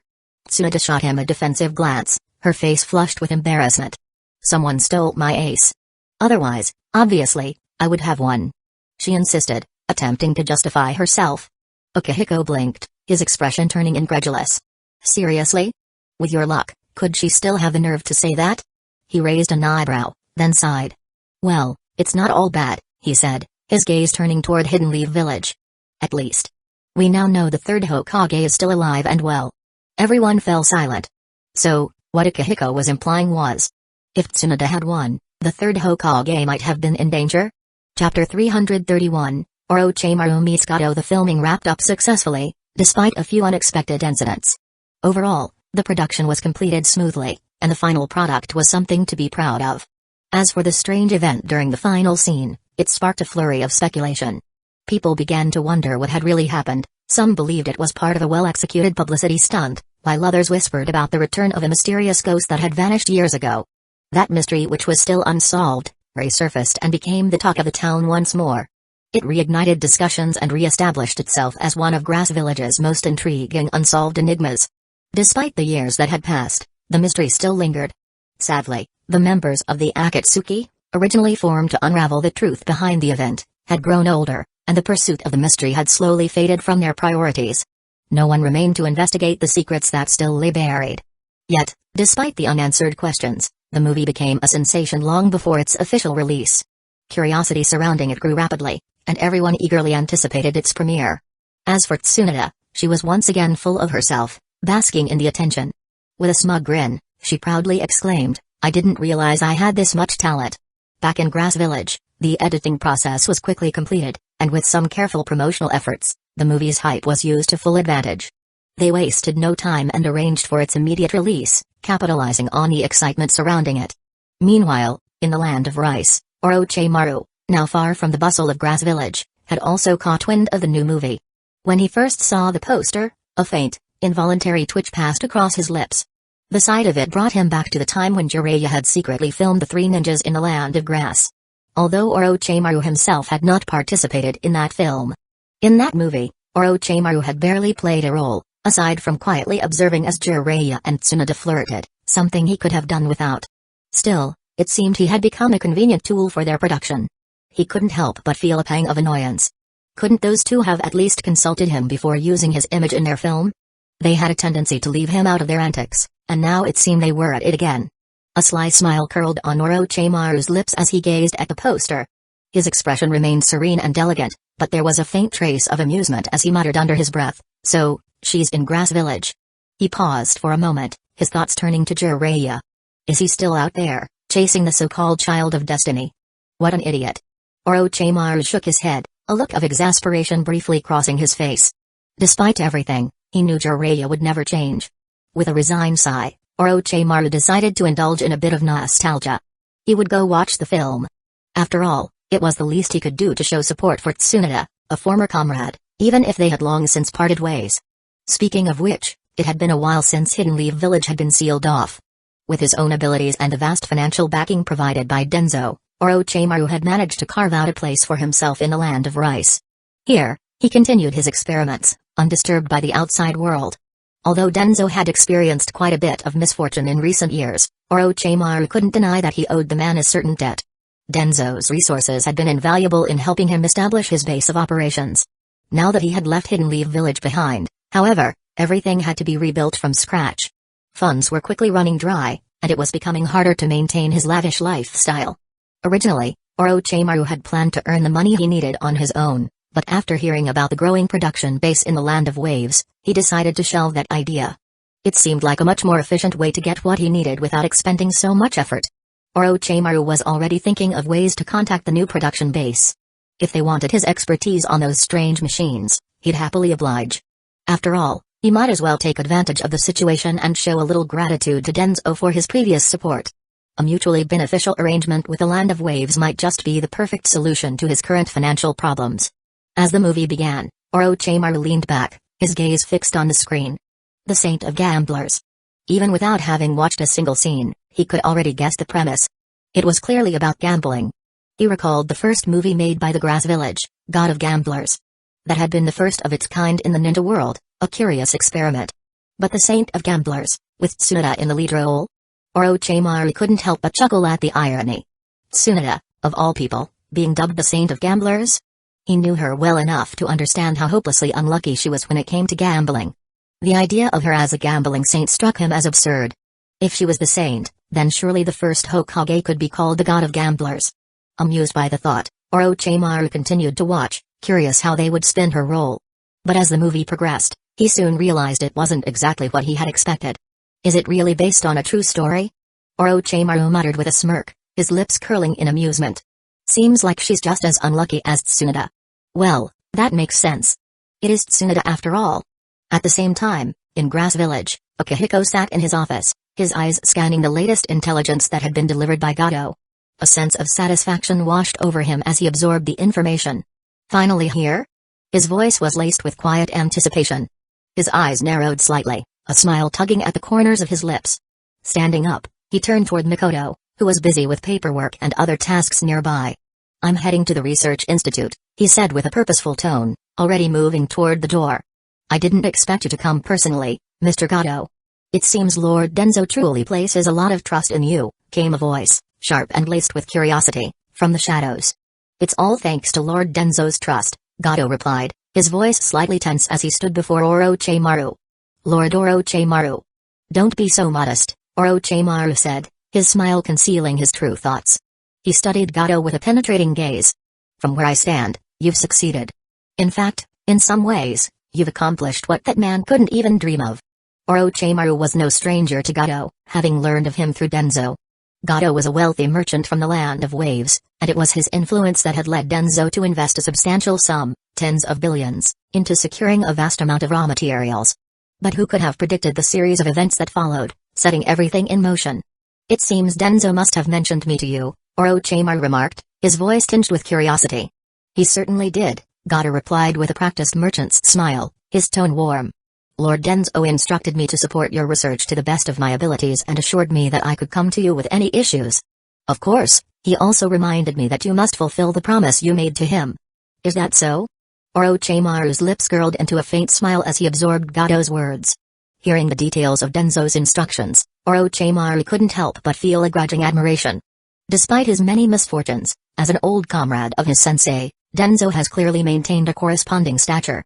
Even after losing billions, Danzō hadn't given up on the possibility of cooperation, which spoke volumes about his persistence. Well, that's much appreciated. It seems like you've came to see me because you've run into some issues. Let's hear it, Orochimaru said, raising an intrigued eyebrow. I remember that guy had been pestering me, wanting me to work on more advanced production equipment for him. I've got some time, so I'll take a look at it as a small gesture of gratitude toward him. He paused for a moment before continuing, however, I don't have the equipment here anymore, so make sure to bring one over. Honestly, I've been quite busy. If there's nothing else, don't bother me. Well, that's very much appreciated. It seems you came to me because you've encountered some problems? Go ahead, ask. Orochimaru said, waving his hand as his curiosity piqued. He raised an eyebrow, continuing, I also remember that he kept pestering me, asking me to develop more advanced production equipment for him. Since I have some free time, I suppose I can take a look at it, as a small gesture of gratitude to him.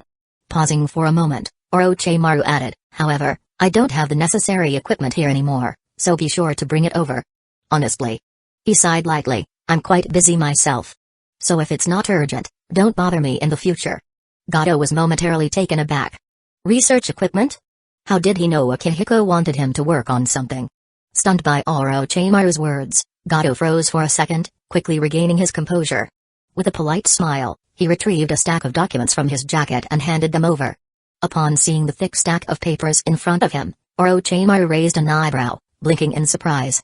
After a brief pause, he remarked, so much? What's this? Did you turn the equipment into design blueprints? I suppose that works too. But you'll have to cover the materials. Gato hesitated for a moment before answering, this. When I left Hidden Leaf Village, Lord Danzō gave me a little research plan and told me to bring it to you if I happen to meet you. A research plan? Orochimaru's interest was piqued. On what exactly? He paused, took the papers, and began flipping through them. The hypothesis on the effect of magnet-style on-trains, feasibility study on chakra datafication, long-distance signal transmission and reception, research on how natural energy can integrate into the body apostrophe. Orochimaru's eyes flickered as he continued to read through the research papers, his expression shifting to one of intrigue and growing suspicion. A little research plan? Aside from the research on natural energy, what are all these other things? Trains? Long-distance signals? Does that guy really intend to clash with Grass Village?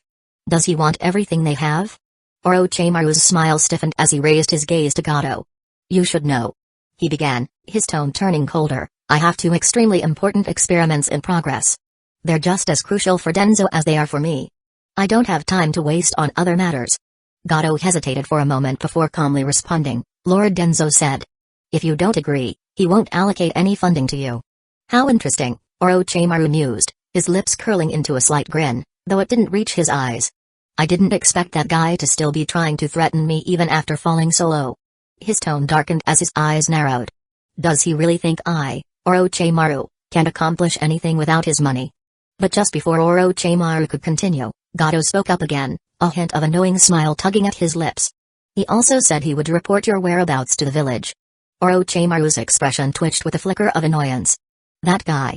Since his return from Grass Village, Danzō seemed to have completely abandoned any semblance of ninja honor. Do you even know where my base is? Even if you do, don't you worry that I'll simply run away? Orochimaru's voice dropped into a low, mocking tone, a dangerous glint flashing in his eyes. Finding me, Orochimaru, will not be so easy. Gato, however, seemed unfazed by the growing danger in Orochimaru's eyes. He merely smiled and replied, Lord Danzō said that if you try to run, I'll have shinobi times track you and report your whereabouts to Hidden Leaf Village. I'm sure Grass Village is very skilled at finding people. Orochimaru's eyes narrowed as the smile on his face began to lose its warmth. He paused for a moment, then finally spoke, his tone thoughtful. I'm not sure whether I should say this, but... Gato, sensing the tension, nervously urged, please, Lord Orochimaru, speak. However, just as Gato braced for another threat, Orochimaru surprised him by extending his pale hand. He shook Gato's hand, his smile returning with an eerie warmth. Pleasure doing business with you. Internally, Orochimaru's thoughts turned dark. Very well, Shimura Danzō. I will remember this. Chapter 332, Danzō helping Orochimaru? Aku. Far away in Hidden Leaf Village, Danzō, who had been gazing at the peaceful sky, couldn't help but sneeze twice, his nose twitching in mild irritation. He rubbed his nose, a frown tugging at his lips as he muttered under his breath, is winter coming? I can even feel the chill now. Since Hidden Leaf Village had sealed its gates, Danzō had found himself growing increasingly bored. After an exhausting collapse not long ago, the medical ninjas had insisted that he take it easy, warning him not to push his already strained body too hard. As a result, he had spent most of his time soaking in the sun at the Shimura family home. Despite his current situation, Danzō didn't feel old. He still held on to his ambitions and dreams, and the shame he had suffered because of Grass Village had not been washed away. His body might be tired, but he was far from giving up. In fact, once the village reopened, he would be ready to step back into the world of the ninja, stronger than ever. Before the village was sealed, Danzō had already taken the necessary steps to ensure his future success. Though Gato might encounter some initial challenges, once they navigated through them, the markets of the three great countries would be more than sufficient to solidify his position. Simultaneously, Danzō was confident that Orochimaru would come to his aid once he heard the news. With Orochimaru's expertise, Danzō believed that any threats or difficulties that arose could be swiftly handled. Furthermore, with Gato's support, Orochimaru's research would continue unhindered by financial concerns. Danzō's ultimate goal, however, was the power contained within the bloodline of the god of ninjas and the Sharingan of the Uchiha clan. If he could acquire such power, Danzō knew he would no longer be the passive figure he had been. He would rise to greater heights, ready to reshape the future of the ninja world. Danzō narrowed his eyes, a cold smile tugging at the corners of his lips. If Orochimaru knows how much I've helped him, even if he's a cold-blooded snake, he should at least be grateful to me, shouldn't he? With Orochimaru's assistance, Danzō believed his plans to lead Hidden Leaf Village back to greatness would become even more certain. Orochimaru, though unpredictable, wasn't a fool. He would undoubtedly lend his help when the time came. However, Danzō wasn't one to sit idly by during this period of village closure. He was the shadow, the darkness of Hidden Leaf Village, and certainly not old enough to step down just yet. His body stiffened, and the familiar aura of Hidden Leaf Village's darkness surrounded him once more. Leaning on his cane, he rose slightly and turned, his clouded eyes narrowing as they gazed toward the land of waves. I'll leave it to you from here. The day the village reopened would mark his return. And by then, Grass Village, and the entire ninja world, would be left utterly stunned. Time passed swiftly, and in the blink of an eye, 2 years had gone by. Over this period, the shifting dynamics of the three great ninja villages, coupled with the sealing of Hidden Leaf Village, left only 2 major villages actively participating in the ninja world, bringing a relative calm to the previously chaotic atmosphere. When Hidden Leaf Village declared its closure, it was not an empty threat, they really meant it. For the past 2 years, aside from the legendary 3 ninjas, there had been little to no sightings of Hidden Leaf Village ninjas traveling through the ninja world. Much like the situation with the Mist Village in the past, Hidden Leaf Village had effectively sealed itself off from the rest of the world. In stark contrast, the Land of Wind was in turmoil. Following the fall of the Sand Village and the massive shifts in the balance of power, internal strife had only worsened, leaving the once formidable village in disarray. But none of this concerned the Grass Village. For various reasons, Grass Village has experienced rapid technological development, including significant advancements in scientific ninja tools. This progress was largely thanks to the efforts of ninjas working quietly behind the scenes. Their contributions had propelled Grass Village's technology forward at an unprecedented pace. Perhaps it was also due to these peaceful times that the quality of life and entertainment within the country had soared. The citizens of Grass Village enjoyed a period of prosperity and innovation. Meanwhile, as time passed, the Sand Village slowly began to recover and reintegrate into the ninja world. With its own technological advancements, it eventually caught up and became an important hub for production and research. In terms of technology, Sand Village had even surpassed the Rain Village. Had it not been for the hidden core technologies in Grass Village, Sand Village might have already become the leader in technology among the three villages. Over the past 2 years, Tsunade had remained in Grass Ninja Village. Following the success of her movie filming and other ventures, she gained significant fame. Her fame in Grass Village grew so much that directors in the region began sending her numerous invitations, and her participation in gambling-themed films kept her so busy that she hardly had time for herself. No one dared treat her as the lazy supporting actress she once was. Tsunade had firmly established herself as a major figure in Grass Village's entertainment industry. However, due to Tsunade's peculiar nature, she always seemed to lose no matter what hand she was dealt. It became a mystery that no one could explain, and some even began to believe she was cursed by the god of gambling, adding yet another unsolved enigma. This consistent streak of bad luck led Tsunade to quit acting for a few days in frustration. Yet, ironically, there was a silver lining. Her inability to win meant that post-production had to be relied on to alter the outcomes, giving a significant boost to the post-production market. It was, in a way, a blessing in disguise. Speaking of which, because of her booming movie career, Tsunade no longer had time to gamble, which was a great relief to both Shizune and Kushina. They were deeply grateful to Akihiko for helping to keep Tsunade's focus away from gambling. Now, Shizune had become Tsunade's assistant and manager, diligently working within the Grass Village Filmland, or also known as Grasswood as a whole, ensuring everything ran smoothly. As for Akihiko's side, things remained just as complicated, if not more so. Sasuke and Naruto continued their studies with determination. Their battles against Black Zetsu, which initially seemed to only end in defeat, finally culminated in a hard-earned victory during the first semester of their 6th year. Although it had been a narrow win, it was still a victory to celebrate. At this stage, the technology they were working with had its limitations. It simply couldn't match the power of Naruto and Sasuke, who had already achieved Jonin-level skills. Despite these technological setbacks, their growth has been undeniable. Thanks to the trials Black Zetsu had put them through, Sasuke and Naruto had advanced at an astonishing pace, and that was definitely something to be proud of. For Akihiko, seeing his children grow into powerful ninjas was a source of immense pride and joy. As a special reward for their efforts, he gave the two kids a massive pile of exam papers. After all, according to Akihiko, if they were spending so much time fighting at school, it meant they hadn't been studying enough. And if they weren't studying enough, that could only mean one thing: they needed more homework. As for Karen, under the guidance of her mother, Kushina, she quickly became a little tyrant at the academy. She was the boss, leading her own gang with impressive authority. Naruto, watching from the sidelines, started to wonder if Karen was truly his mother's biological daughter. He was deeply troubled by this. When Karen was younger, she had been so sweet and obedient. But now, she had turned into a violent force to be reckoned with. It was already hard enough dealing with his own mother, but now there was a sister just like her. As her older brother, Naruto, found himself extremely distressed. One night, unable to bear the thought of a little sister growing up like their mother, he went to Akihiko and solemnly said, "If mom has another daughter, make sure she doesn't raise her like this." He even patted his chest and promised to take care of his sister himself if it came to that, ensuring she wouldn't become as violent as their mom. However, Kushina happened to overhear this conversation while standing by the door. Needless to say, Naruto received another beating. In other words, it was the same old story. Of course, some things had changed. For example, Mikoto had to stop working due to her pregnancy, and the same was true for Mrs. Fuso. As a result, Nagato, hearing the news, was overjoyed and made a special trip back home, even going so far as to pat his uncle Akihiko on the back in gratitude. However, when Akihiko casually remarked, "You can call me Dad now," Nagato nearly sent him flying with a Shinro Tensei. Akihiko couldn't help but sigh, thinking about how children develop their own tempers as they grow up. It almost strained their father-son relationship. Sasuke, too, now had his own thoughts on things, often sighing with a faint smile.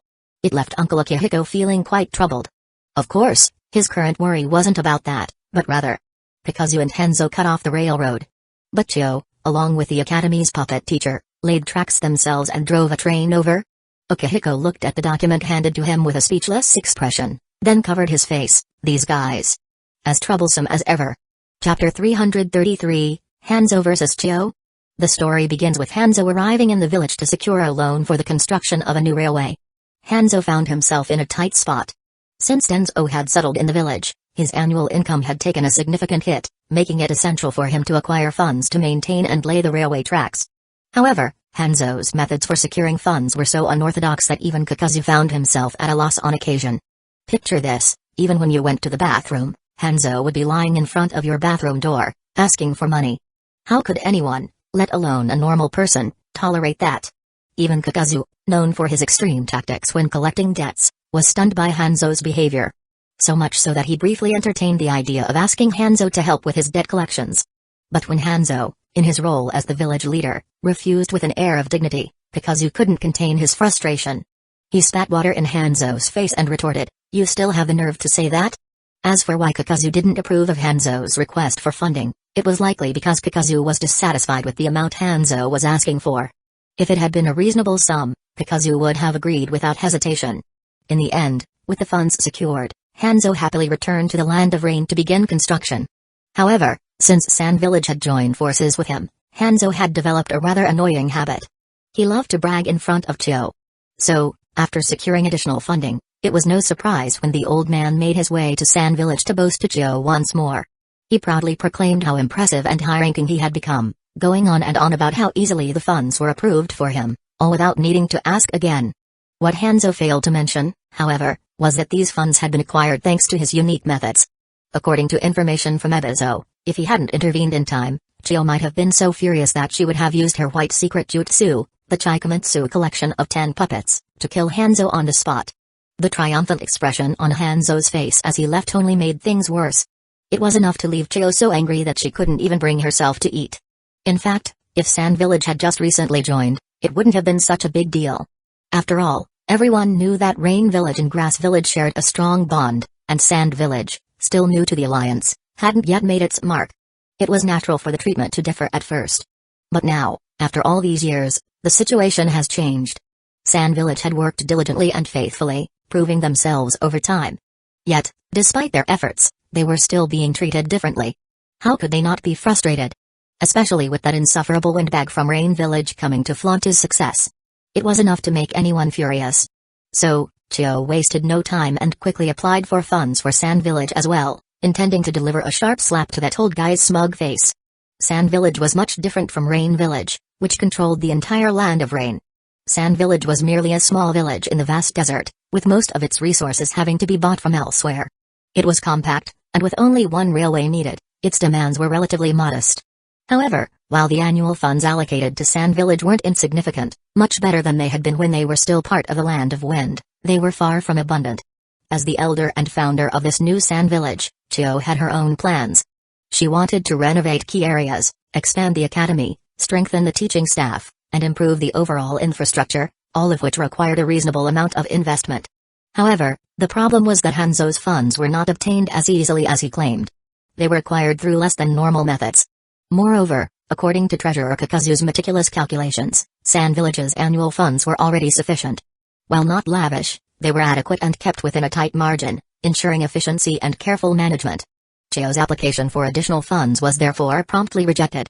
Seeing that the old man from Rain Village had secured funds with apparent ease while she had been turned away, Chio was livid.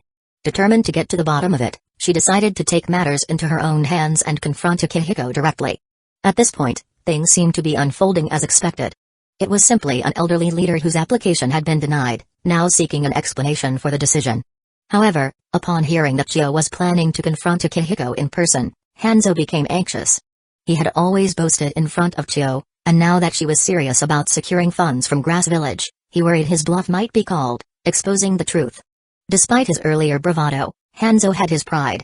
If Chio discovered the reality of his funding methods, it would be a blow to his dignity.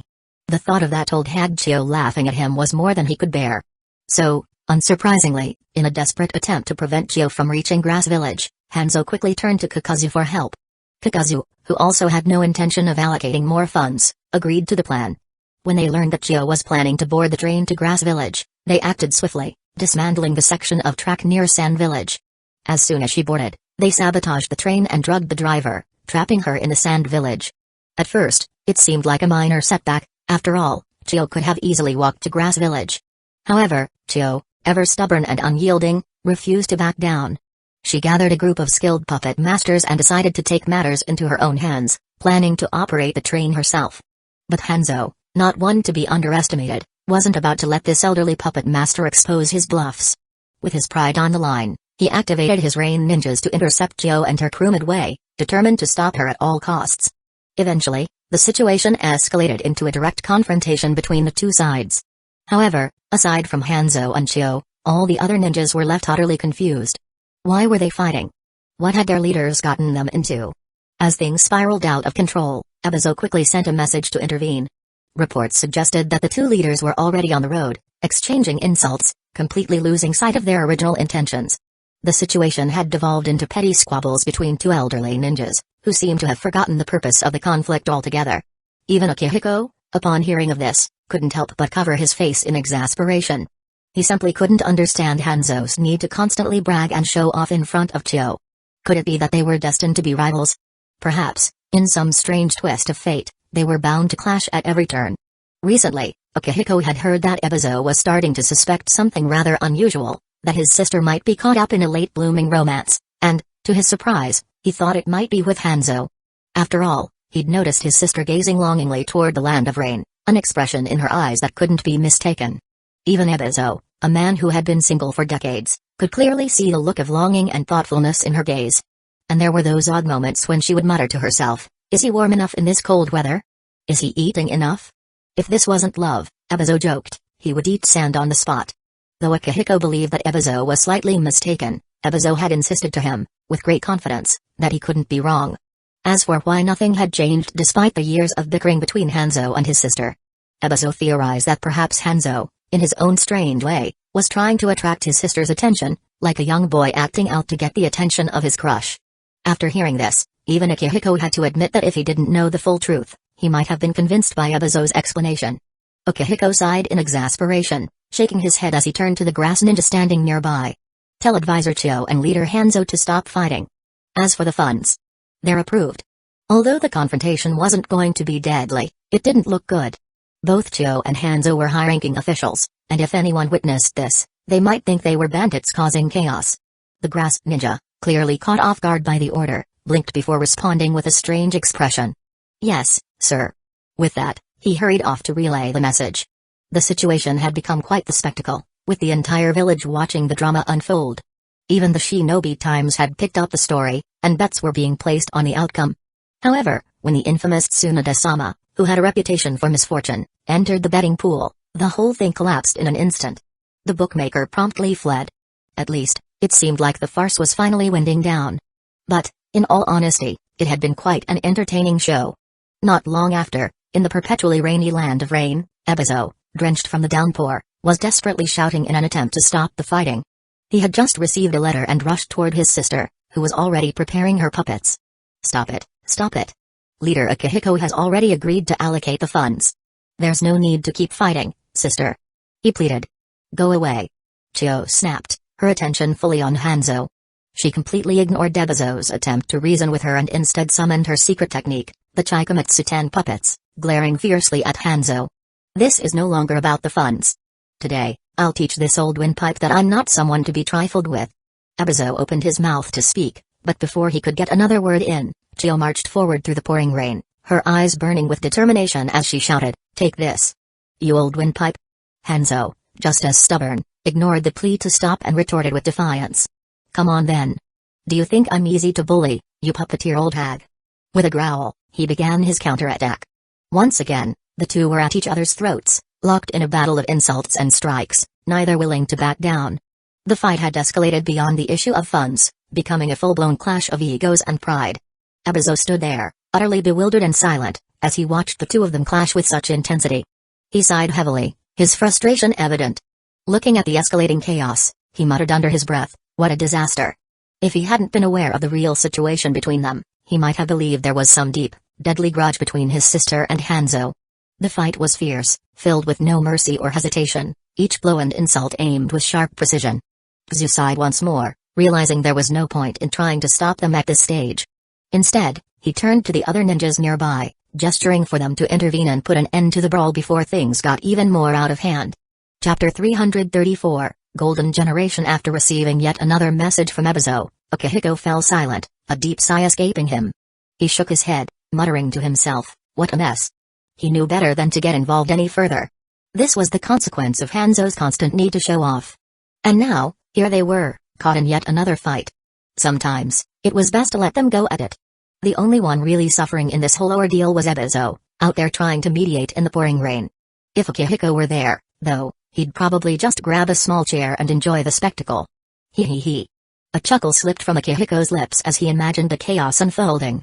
The whole situation was surprisingly entertaining. If Hanzo sees that smile of yours, he might stop fighting and come after you instead, Bakura said with a roll of her eyes, clearly irritated by the whole situation. They really are. She paused, her expression shifting to something more thoughtful. She knew full well how Hanzo had managed to secure his funds, and she had advised both Chio and Ebizo not to involve themselves any further. Ebizo was more understanding of the situation, but Chio? Well, whenever Hanzo was involved, her temper flared up immediately. It seemed like no matter how much time passed, the two of them could never get along. Is this what it means to be archenemies? Bakura couldn't help but sigh. The entire thing was difficult to understand. Of course, she hadn't told Chio or Ebizo exactly how Hanzo had obtained his funds, not because she was worried about embarrassing Hanzo or straining the relationship between the villages, but because she feared there might be 2 more people on the ground, mimicking Hanzo's unorthodox tactics if the truth ever got out. Bakura looked at Akihiko and remarked, "You're something else, not stopping this chaos." Advisor Chio even decided to take a train over to complain to you in person. Akihiko sighed, running a hand through his hair. "I did try to stop it. But at this point, it's not just about the funds anymore." Noticing the confusion on Bakura's face, Akihiko didn't elaborate further, his gaze curious as he observed her. Bakura still looked the same as ever. Her hair was neatly pulled into a bun with long orange locks framing her face, and she wore a backless black dress that accentuated her bust, paired with a white waist cincher that made her appear even more composed and capable.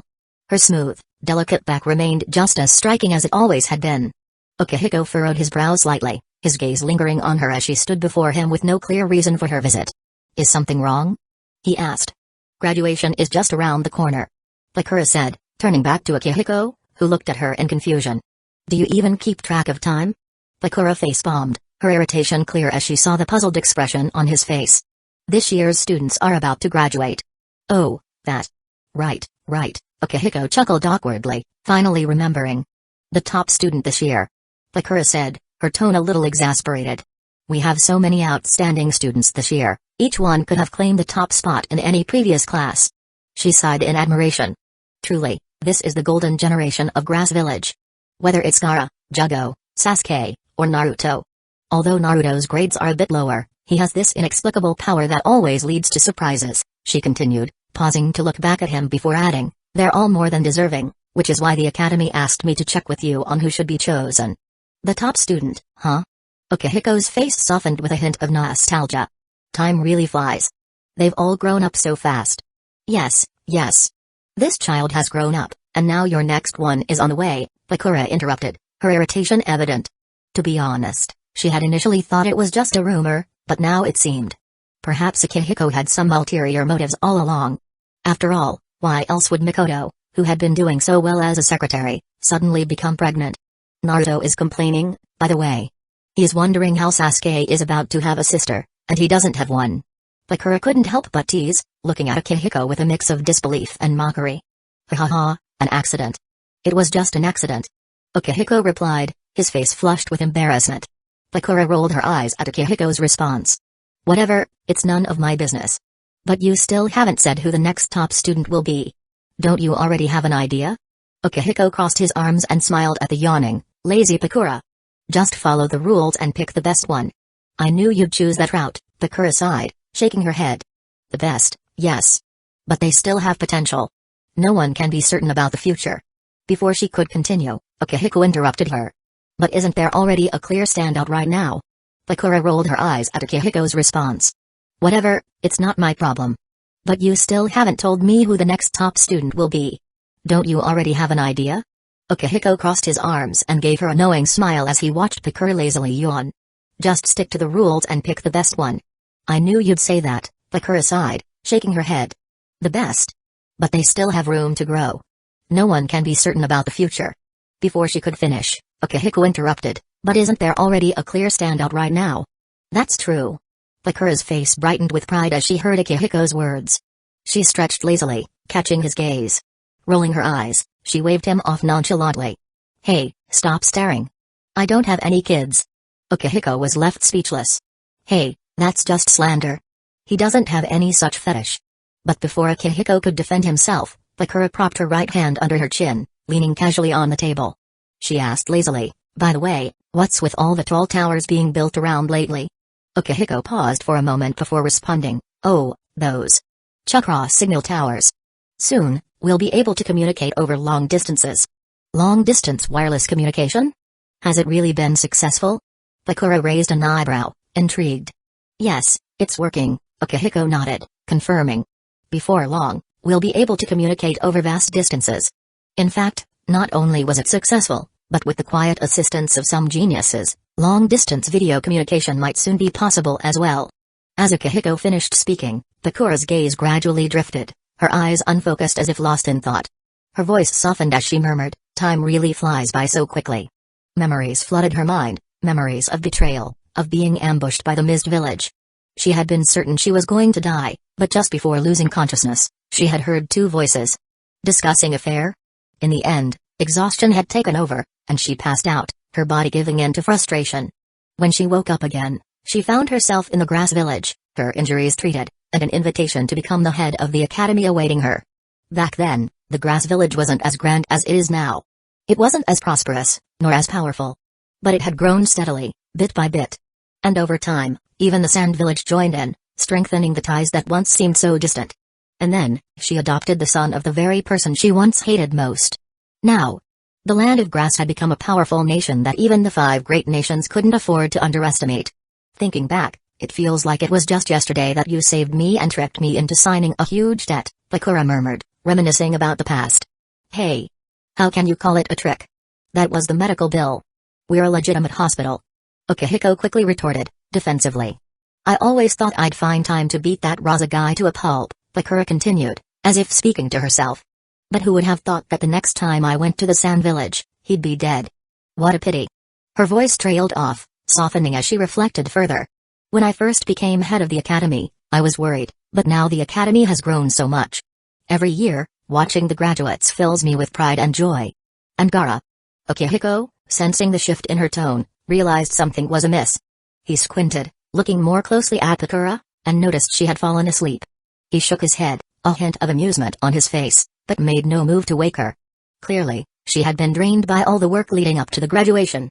Ukihiko rubbed his chin thoughtfully, a small smile tugging at his lips as he whispered, "Thank you for all the hard work, Dean Bakura." Noticing there was still some time before the workday ended, he leaned back in his chair and allowed himself to drift off to sleep as well. Chapter 335, Am I Really as Dumb as Mom? As the evening sky deepened into twilight, Bakura stirred awake. Stretching with a contented sigh, she let out a slight groan, complaining softly, "You should have woken me up. I wasted so much time sleeping." She yawned as she gathered her things and leisurely began her walk home. Ukihiko watched her go, shaking his head with a faint smile.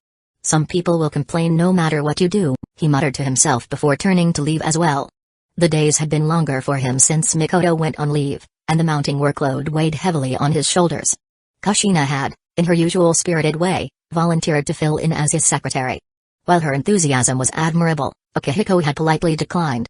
With her unpredictable energy, the office would likely be in utter chaos within days. As for his relationship with Mikoto, Ukihiko paused briefly on the road, his expression softening. It wasn't something he dwelled on much, what happened had happened. It was an unplanned moment in the quiet of an evening at the office, born of mutual understanding rather than youthful passion. At their age, there was little need for drama or elaborate explanations. Life, after all, tended to unfold in its own unpredictable way. Ukihiko strolled slowly through the lively streets of Grass Village, taking in the vibrant atmosphere around him. The streets were aglow with modern ninja technology, with streetlights casting a warm, steady light that kept the village illuminated even into the late hours. In fact, the village seemed to come alive even more after dark, its energy infectious. As he walked, a thought struck him, and he couldn't help but feel pity. Hidden Leaf Village had been closed for years. He couldn't help but occasionally think of Danzō. The only small solace was that he occasionally heard the news of the third Hokage's health, mostly through Tsunoda's endless string of failed box office attempts. It seems that at least Saratobe Hiruzen was still alive and seemingly doing well. Speaking of Hidden Leaf Village, the village's ongoing isolation had sparked increasing curiosity across the ninja world. Eager to satisfy this hunger for information, a bold and seasoned reporter recently embarked on the risky mission of infiltrating Hidden Leaf Village to get an exclusive interview with both Danzō and the third Hokage. According to the report, third Hokage, who had been enjoying his peaceful retirement, and Danzō, who had been contemplating the impermanence of life and the possible reopening of Hidden Leaf Village, were both completely taken aback when a mysterious white figure suddenly appeared from underground. How did he get in here? Both men were baffled, as Hidden Leaf Village's barrier was said to be impenetrable, and no one had breached it before. The sudden appearance of the figure left them so startled that they nearly had to be hospitalized again. This event sparked an enormous manhunt throughout Hidden Leaf Village, with the village going so far as to erect a stone monument outside its barrier that read, "Shinobi Times reporters and grass bandits are not allowed." The veteran reporter barely managed to escape and deliver his story, sharing that the entire village had mobilized in pursuit. According to him, they were really serious in his pursuit, so much so that the commotion nearly led to the premature reopening of Hidden Leaf Village's gates. When Uchiha heard the tale, he found himself torn between laughter and disbelief. These guys really have guts, he muttered to himself with a wry smile. Before long, Uchiha returned home, only to be greeted by the familiar sight of Kushina scolding Naruto. Apparently, Naruto had advised Sasuke that, should he have a little sister, Kushina should not be her teacher. Naturally, Kushina overheard the remark and, in typical fashion, took it out on Naruto. As always, the kid never learned. When Uchiha stepped in, Kushina flashed him a sheepish smile and stopped her scolding. Naruto's face was already sporting a few bruises from the reprimanding. Karen, the new little habanero, quickly stepped in with an excuse to smooth things over, blaming the whole situation on a misunderstanding. With the situation diffused, everyone gathered around the table, and they sat down to enjoy a cheerful family dinner together. Since Mikoto and Fuso had stepped back from work, Kushina and Kana had been helping with the household chores. Aside from that, things remained as they always had, everyone gathered together, enjoying their meal and happily chatting about their day. Karen, Naruto, and Sasuke eagerly shared stories from the academy. With graduation approaching, both Naruto and Sasuke felt a mix of excitement and sentimentality. One had been shunned and mistreated in Hidden Leaf Village, the other had faced a devastating family loss. Yet both had found a sense of belonging here in the Grass Village. Sasuke, having received a wealth of education, now spoke about Itachi with a mix of anger and introspection. He couldn't help but mock his older brother, recalling how, at just 5 years old, he really deserves all the praise as a genius with the thinking of a Hokage. Though Sasuke's strength might not yet match Itachi's, his perspective had expanded far beyond his brother's narrow view. In his eyes, Itachi was nothing but a fool. Anyway, both Naruto and Sasuke had spent happy years in the academy, but their one regret was the mountain of homework that awaited them after graduation. They had briefly considered giving it to Karen as a gift, but she had firmly refused, swinging her little fist in defiance. Naruto, feeling a wave of nostalgia, couldn't help but mutter, "Karen used to be so cute. But now she's just like Mom." Naturally, that remark earned him another slap from his mother. As graduation day drew nearer, both Naruto and Sasuke found themselves in a fierce rivalry for the top student title. Neither of them was willing to back down. Though Akihiko had already sent his recommendation to Pikura, no one could predict the outcome until the final moment. After dinner, having been scolded once again, Naruto and Sasuke retreated to their rooms to study. At first, Sasuke was the only one seriously focused, while Naruto, true to form, was goofing off and showing little interest in studying. But as time passed, something changed. Maybe it was Sasuke's unwavering dedication, or perhaps the weight of the approaching deadline finally sank in, but Naruto eventually started to study seriously too. Honestly, Akihiko and Kushina were just grateful to see Naruto stick with it for as long as he did. As for studying, well, it was only a matter of time before Naruto, after a brief burst of effort, would slump over his desk and fall asleep. Still, despite all the mischief and laziness, it had to be said. That kid had grown a lot. However, neither of them realized that Naruto's late-night study sessions had a deeper, more personal motivation. When he found out that Aunt Mikoto was pregnant, a wave of regret swept over Naruto. He believed that his constant antics and playful behavior with his mom, along with his teasing of Uncle Akihiko, had kept them from getting closer, and as a result, he felt responsible for causing the delay in their relationship. He kept telling himself that if things had been different, maybe his mom would have been the one to take the first step. Sitting at his desk, surrounded by his books, Naruto muttered to himself, "It's been so long. It should be soon, right?" He muttered excitedly to himself, but before long, the thrill faded as he stared at the test papers in front of him. The questions on the application of ninja techniques, along with the endless information he had to memorize, were starting to feel overwhelming. Damn it. Am I really as dumb as Mom? He grumbled, frustration rising in his chest. Quickly, he glanced at the closed door, relieved to see it hadn't opened. He let out a sigh, thankful for the moment of peace. He yawned and then returned his gaze to the test papers, his thoughts drifting. He actually wanted to become the top student. But, unfortunately, everyone else was just so much more talented. Even compared to the cocky Sasuke, Naruto had to admit, when it came to studying, he was still a step behind. As Naruto twirled his pen, his eyes wandered to the photo on his desk. A smile slowly spread across his face. The picture had everyone in it, his mom, Uncle Akihiko, Karen, Aunt Kana, Aunt Fuso, Aunt Mikoto, and of course, the ever-arrogant Sasuke. And right in the front, grinning with a peace sign and looking all cool and confident, was Naruto himself. It was a snapshot of everyone he cared about. Staring at the photo, his smile grew wider. "This is nice," he murmured, feeling the warmth spread through him. He was glad he had secretly followed Grandpa Yoshinori at that time. Otherwise, he might have been hated in Hidden Leaf Village forever. His thoughts shifted to an essay assigned last year, where they were asked to write about their parents. Since he didn't know much about his dad, Naruto had originally planned to write about his mom. But after some thought, he had ended up writing about Uncle Akihiko instead. The essay was titled My Leader Uncle. Sadly, he didn't win first place. That honor went to Black Zetsu, who had written about his mother. Zetsu had shared a poignant story about how, because of his older brother, he had never truly known his mom and had lived a life of wandering. In his eyes, though, his mom was incredibly beautiful, and the whole class, including the teacher, had been moved. Naruto hadn't expected such a pitiful story from Black Zetsu. However, when Uncle Akihiko saw it, his expression had been strange. At the time, Naruto assumed Black Zetsu was just making things up. But when he asked Uncle Akihiko about it, Akihiko had said, "It's not exactly a lie, but it's not entirely true either." That answer left Naruto even more confused. Wait. What am I thinking? Naruto's eyes flickered from the well-placed, excellent essay titled My Leader Uncle back to the test papers in front of him. I said I was going to study seriously today. I'll show that arrogant Sasuke. With that, his expression shifted to one of determination as he focused back on the test papers. But before long, his face fell again. Why is this ninja encounter problem so complicated? And this damage multiplier question? Why not just ask how many times the damage is? What's with all this confusing data?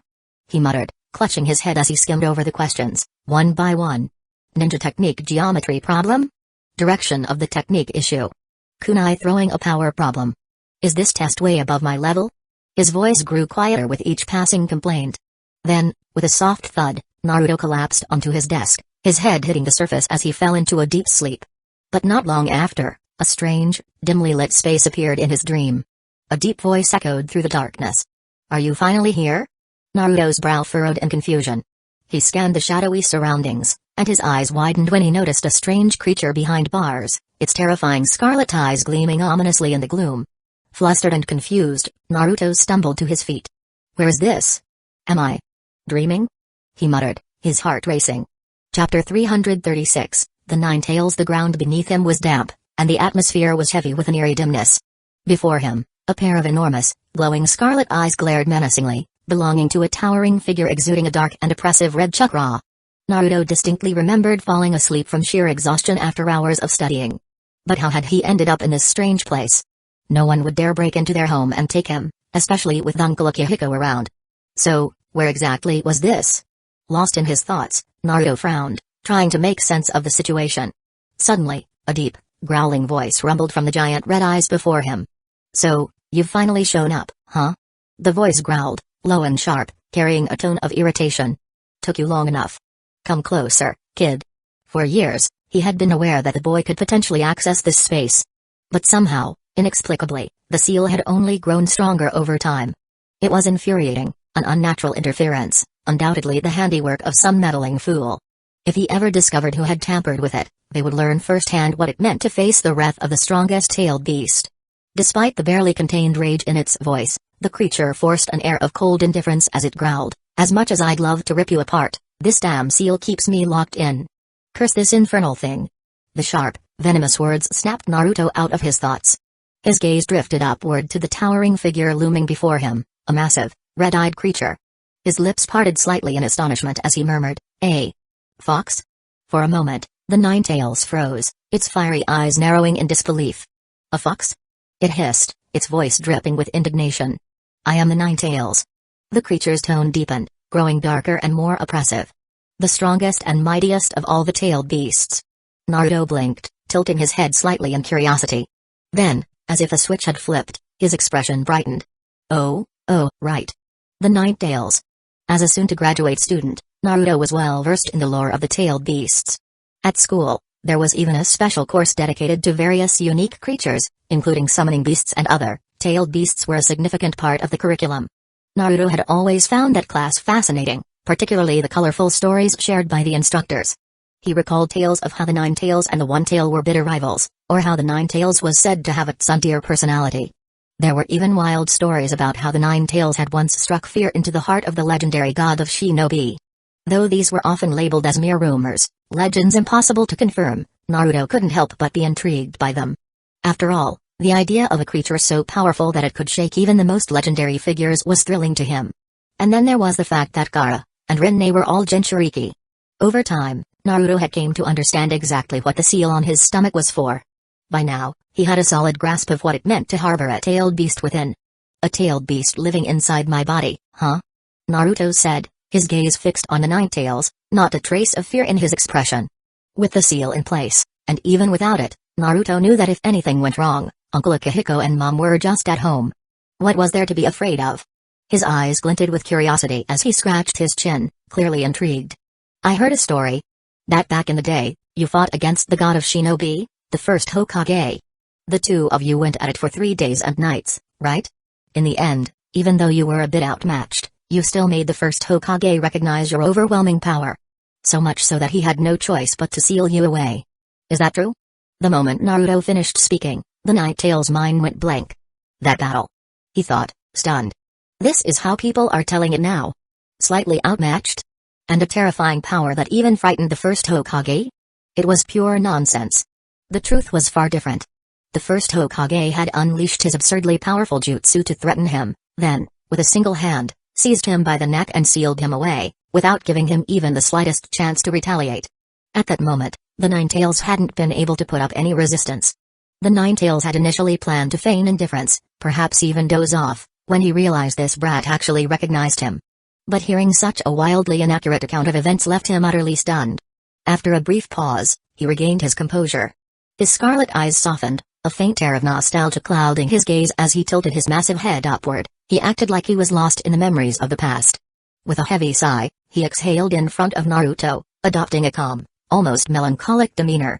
Of course, he couldn't reveal the embarrassing truth of what had actually happened.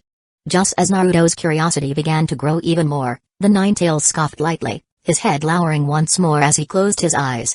A subtle aura of weary resignation enveloped him, as though he were silently conveying that the past was nothing more than a fleeting shadow, unworthy of further discussion. His presence seemed to carry a faint, lingering sadness from days long gone. Hey, come on. Don't just leave me hanging. Naruto leaned closer to the iron bars, his curiosity growing stronger. He eyed the massive fox on the other side and pressed on. So what happened back then? How did you and the first Hokage fight? It must have been a crazy battle, right? And what about the god of shinobi? Was he really that powerful? They call him a god of the ninja world, there's got to be some truth to that, right? But before Naruto could finish, something suddenly happened. Screech. Razor-sharp claws shot out from the other side of the gate, reaching toward him with frightening speed. The claws stopped just short of him, their deadly reach halted by the seal. Naruto froze, momentarily shocked. Then, narrowing his eyes, he glared at the Nine Tails. Hey, what the hell was that? The Nine Tails growled lowly, a dangerous gleam in his eyes. Aren't you scared? Scared? Naruto scoffed, his legs shaking slightly, but his chest puffed out with forced confidence. Why would I be scared? I'm Naruto Uzumaki. He quickly added, I was just caught off guard, that's all. Lifting his chin, he looked the beast straight in the eye and declared, and I know for sure that if I die, you're coming with me. The Nine Tails froze. How does this brat know that? A wave of confusion swept over him. Who told him? But before he could process his thoughts, Naruto kept going. Besides, Naruto added casually, I heard Grandpa Yoshinori has been working on a new sealing technique for the past few years. If it works, even if you die or separate from me, I'll still survive. But if I die, you'll definitely go down with me. I wonder if that sealing jutsu is ready yet. The Nine Tails fell silent at his words. What kind of maniac came up with such a cruel sealing technique? Who was this Yoshinori?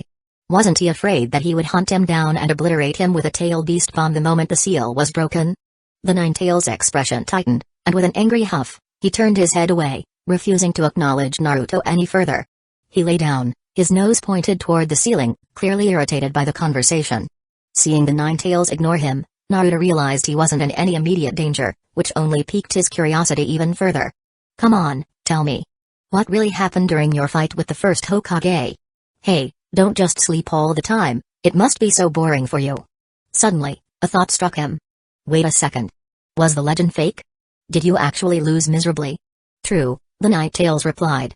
He was clearly fed up with the endless questioning. They lazily cracked open one eye and muttered a half-hearted response.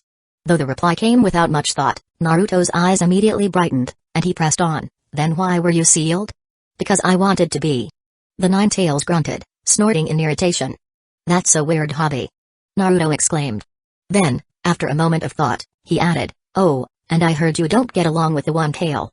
Is that true? False, came the Ninetales' half-hearted reply, his tone dripping with disinterest. So you do get along with the One Tail? Naruto asked eagerly, his eyes sparkling with excitement as he tried to gossip about these strange creatures. The Ninetales opened one eye and snorted in disdain. This great Ninetales doesn't get along with anyone. Wow, that's really sad, Naruto said, unable to hide the pity in his voice. Will you just shut up already, you annoying brat? At last, the Ninetales' patience snapped. He opened his eyes again, only to find Naruto staring at him with an expression of pity, like he was some lonely, old fox. The insult stung, and the Ninetales growled, I am the Ninetales, brat. The most feared of all the tailed beasts in the entire ninja world. So you're really that strong, huh? Naruto's eyes gleamed with excitement as he asked, undeterred by the Ninetales' rage. Of course, I am. The Ninetales answered, his tone brimming with arrogance. I'm stronger than anything you could imagine. Naruto's eyes lit up, a mischievous grin forming on his face as an idea crossed his mind. He leaned forward, clearly intrigued. So, what exactly can you do? The Ninetales scoffed, his voice full of pride. What can't I do? I can do anything. That's perfect. Naruto cheered, clapping his hands together in excitement as a thought crossed his mind. The Ninetales, visibly confused by Naruto's sudden change in demeanor, stared at him in silence. But before he could make sense of the situation, Naruto's grin grew wider. Pointing at the massive beast, he said confidently, I've made up my mind. Since you're living inside me, you owe me rent. And conveniently, I have a few problems you can help me with. The Ninetales stared at Naruto for a moment, completely dumbfounded. Then, a deep laugh rumbled from his chest as he leaned closer, showing his sharp fangs. You've got some guts, brat. You are threatening me, huh? Though I kind of like your attitude. Fine, tell me, what do you want the great Ninetales to do? Naruto raised an eyebrow, double-checking, so you can really do anything? Speaking of which, he felt a sense of déjà vu at this moment. The Ninetales snorted, lifting his head in a proud manner. Speak quickly, brat. While I'm in a good mood, I'll consider it. Great. Naruto grinned even wider, satisfied with his idea. After all, the legends said that tailed beasts had been around for over 1,000 years. Even if they weren't geniuses, they must have learned quite a bit during all that time. Naruto cleared his throat, trying to suppress a laugh. Actually, I just have a few questions for you. Noticing the Ninetales growing slightly impatient, Naruto quickly got to the point. Alright, here's the first one. Two ninjas, Ninja A and Ninja B, unexpectedly meet. Ninja runs at 800 meters per second, while Ninja B is a master of the body flicker jutsu, moving at 1000 meters per second. After facing off for 3 seconds, they both charge at each other. It takes them 12 seconds to collide. How far apart were they when they started? For a moment, there was nothing but silence. Naruto eagerly awaited the answer, his eyes filled with excitement. As for the Ninetales, his ears twitched, and his eyes widened in confusion. What did this brat just say? For the first time in his life, the great Ninetales, the most feared being in the entire ninja world, was left completely dumbfounded. Chapter 337, Ninetales, you don't even know this? Naruto furrowed his brow, momentarily puzzled by the sudden, awkward silence. Then, a teasing grin spread across his face as he glanced at the Ninetales behind the bars. What's the matter? Don't understand? Naruto taunted, his tone light but playful. This one's a bit tricky, so it's normal if you don't get it right away. Should I switch to an easier one? Maybe something about tailed beasts, you must know about that, right? Humphrey. Absurd. I'm just taking my time, the Ninetales growled, his voice dripping with wounded pride. Of course I know it. Ask your next question, brat. Alright then, Naruto's grin widened mischievously as he crossed his arms. Here's the next one.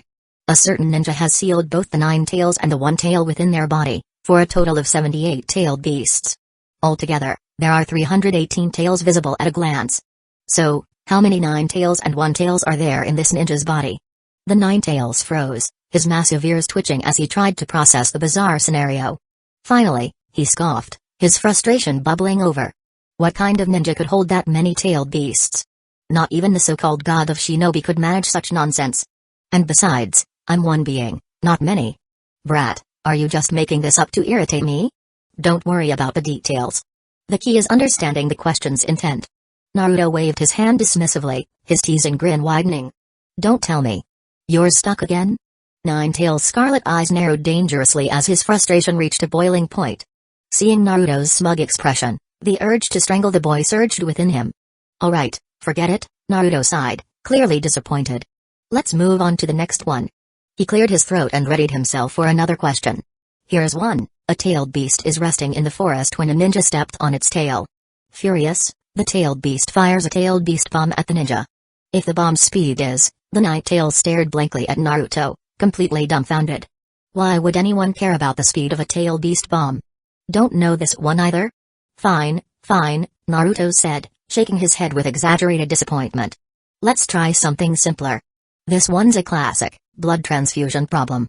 A ninja suffers severe injuries. Once again, the Ninetales fell silent. He stared back at Naruto with a blank, confused expression, as though asking, what in the world is this kid talking about? Naruto clicked his tongue and sighed dramatically. Really? Still no good? Okay, then here's an even simpler one. A tailed beast eats 1 ton of food per meal. Hold on a second, Ninetales snapped, his voice rising in irritation. Tailed beasts don't need to eat. His fiery temper was starting to show, clearly fed up with the bizarre line of questioning. I already told you, focus on the intent of the question. Naruto said with an exasperated sigh. Still nothing? Alright, forget the math stuff. Let's switch to history.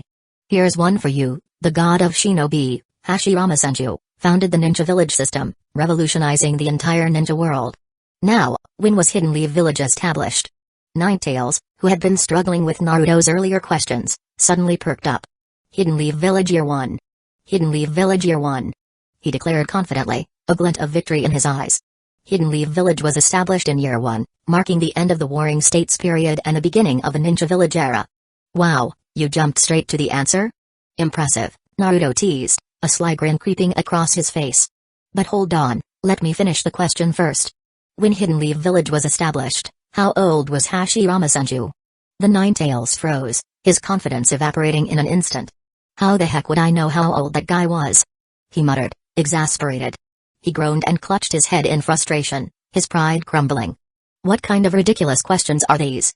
How long have I been trapped in this sealed space? Since when did ninjas have to learn all this nonsense? Naruto, watching the increasingly flustered Ninetales, let out an exaggerated sigh and shook his head. Seriously? Still nothing? Ninetales, I've got to say, I'm really disappointed in you. He crossed his arms and shot the fox a mock disapproving glare. Weren't you just boasting about knowing everything? Turns out, you're even worse off than me. And here I was, thinking I could count on you for help with my graduation exam. Before Naruto could finish his rant, the world around him began to dim. A strange sensation washed over him, like his consciousness was being pulled away into the void. What's happening? Naruto murmured, his voice faintly echoing in the rapidly darkening space. From somewhere within the shadows, the deep voice of the Ninetales rumbled, tinged with a mix of frustration and dismissal. If you've got nothing useful to say, stop wasting my time. As my Jinchuriki, it's your job to stand on your own 2 feet, brat. Don't expect me to hold your hand. And just like that, the enormous fox turned away, his presence fading along with the darkened world. Wait. But you. Before Naruto could fully process what had just happened, his consciousness steadied, and he heard a rush of familiar voices calling out to him. Naruto. Are you okay? Naruto, hey, idiot, wake up already. The voices filled the air, unmistakably his mom's and everyone else's. When Naruto opened his eyes, he found himself surrounded by his family and friends in his room. The sight of their concerned faces warmed his heart, and it didn't take long for him to realize just how worried they had been. Grinning widely, Naruto sprang to his feet, placing his hands on his hips with an air of exaggerated confidence. I'm fine, I'm fine. I just dozed off for a bit, that's all. No need to panic. I'm Naruto Uzumaki, after all, the guy who's going to top this year's class. However, no sooner had Naruto finished speaking than Kushina's voice cut through the air with a sharp, "What nonsense are you spouting now, you brat?" As soon as she confirmed that Naruto was fine, and especially after seeing him get cocky again, she wasted no time and threw a playful punch in his direction. You really think we don't know? You've been talking to the Ninetales, haven't you? Ouch. Mom, you knew that, and you're still hitting me? Naruto complained, holding his head as if in agony. I just didn't want you to be concerned, that's all. Alright, stop fooling around, you too, Kana interjected, shaking her head with a sigh but keeping her usual gentle demeanor. She turned her attention to Naruto, her kind smile soothing. Are you hurt? Did the Ninetales try anything? Naruto's face lit up at Kana's concern. Aunt Kana is so gentle. But, wait. Mom's gentle too. I like Mom the most. He squealed, quickly stepping back to dodge Kushina's threatening fist. Then, scratching the back of his head awkwardly, Naruto noticed the room's tension as everyone stared at him with genuine concern. With a reassuring grin, he said, actually, there's nothing to worry about. That guy might look scary, but he can't hurt me. So, nope, not scared at all. But. He sighed dramatically, his shoulders sagging in mock disappointment. What a letdown, though. Turns out he's even dumber than me. Naruto added, raising a fist as if lamenting some great injustice. And to top it off, he just kicked me out of there and told me not to bother him anymore. Huh? Dumber than you? Kicked you out? Kushina's eyebrows arched as she heard Naruto's words, and everyone's curiosity was immediately piqued. What exactly happened in there? Kushina pressed, her voice tinged with urgency. I did sense the Ninetales chakra flaring up just now. Did you? Did you make the Ninetales angry? Naruto blinked in confusion before scoffing. That idiot? Angry? Please. He's the one who claimed he knows everything. He puffed out his chest indignantly, ready to launch into a full-blown rant. But the sight of Kushina's smile, one that didn't quite reach her eyes, and the subtle raise of her fist made him rethink his approach. He straightened up immediately, putting on an exaggeratedly serious expression. Actually, it's not a big deal, really. Scratching the back of his head nervously, Naruto let out a sheepish laugh. I just asked him a couple of questions. Harmless ones, you know. The moment his words hung in the air, a heavy silence fell over the room. Even Sasuke, who had been quietly observing, couldn't help but cover his face in disbelief, muttering under his breath, what an idiot. Naruto, without a doubt, was probably the only person crazy enough to ask such questions of a tailed beast. In fact, he might very well be the first in over 1,000 years to do so. But who would have thought that the dumb fox would actually get so embarrassed? The more Naruto spoke, the angrier he became. He kicked me out before I even finished asking him. I was just asking about his fight with the god of shinobi. It's so frustrating, really.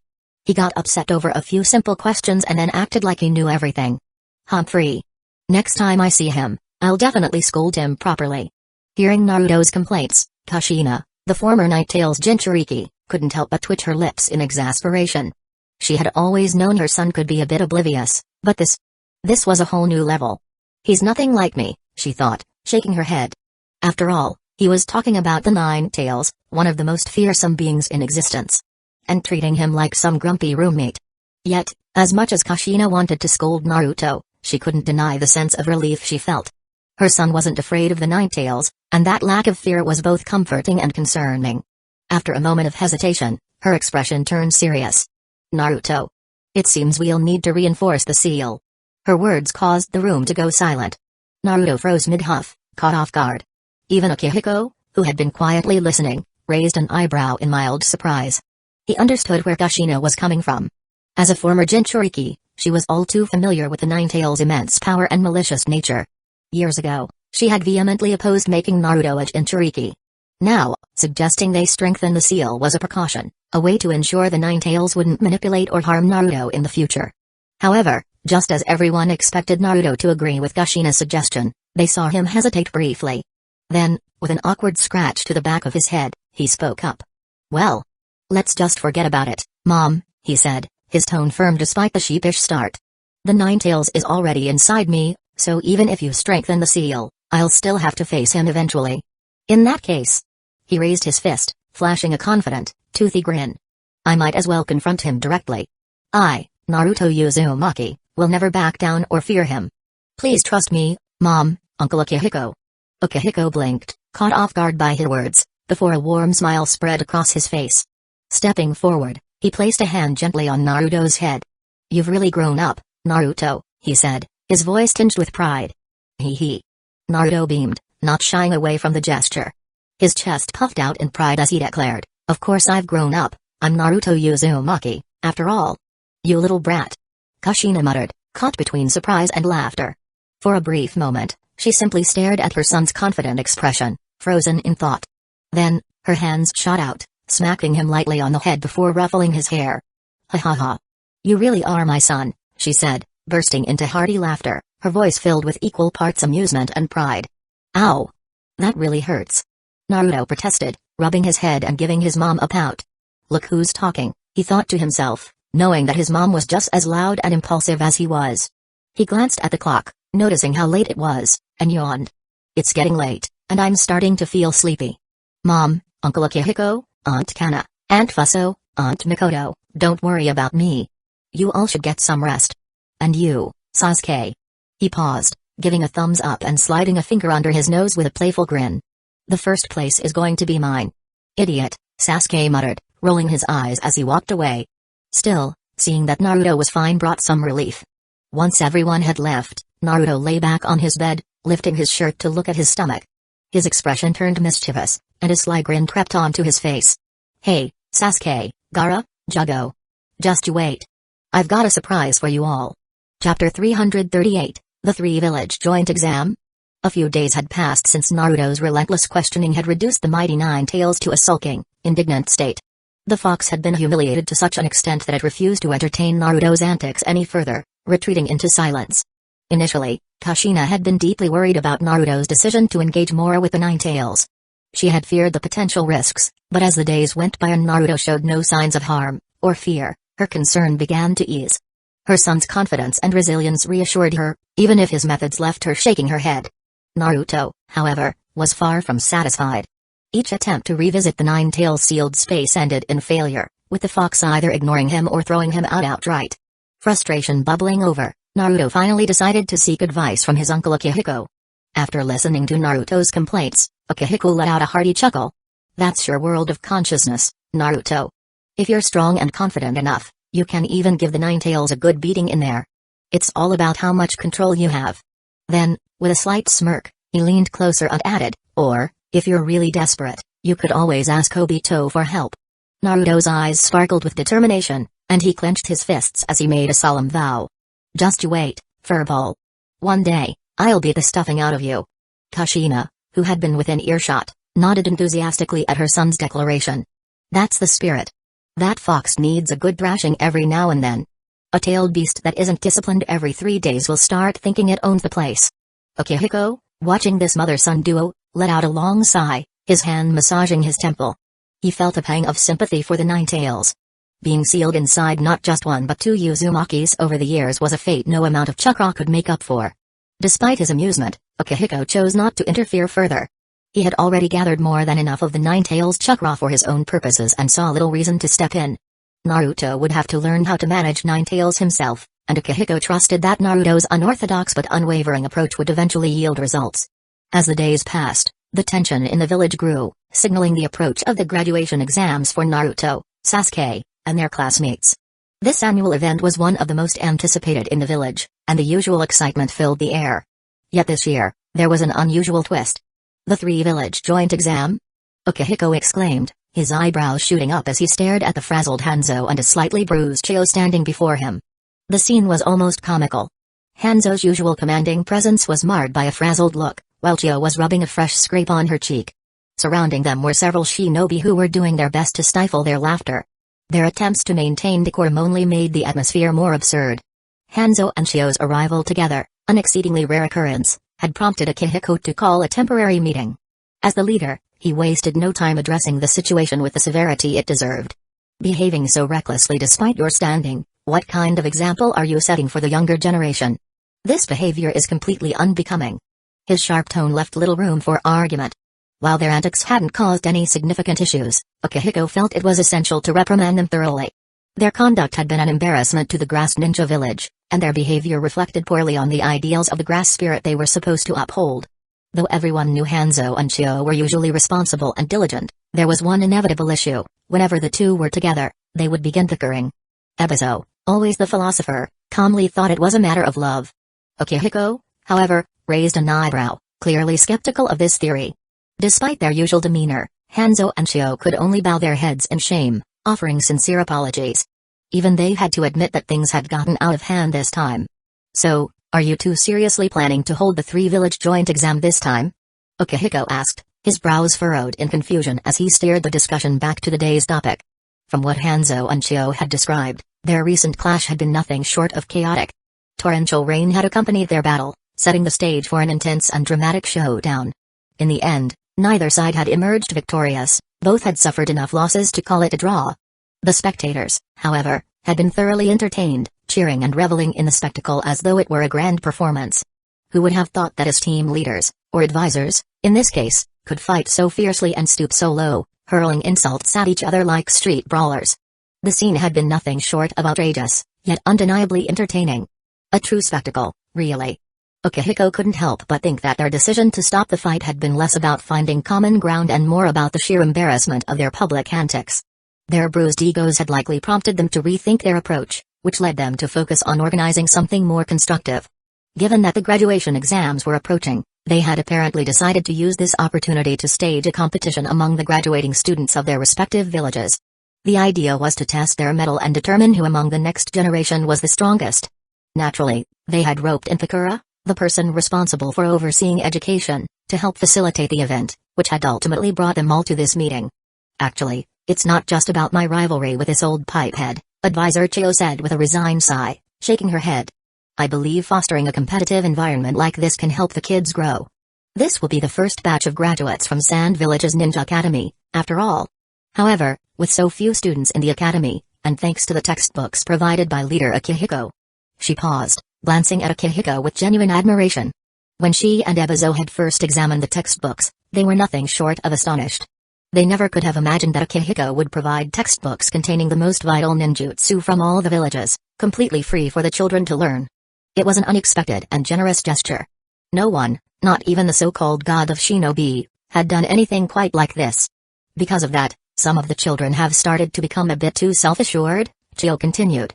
While their arrogance will naturally wear down with experience after graduation, why not take this chance to humble them a little? Let them see that there are other kids out there, kids who are stronger, smarter, and just as capable, if not more so. It's a valuable lesson they need.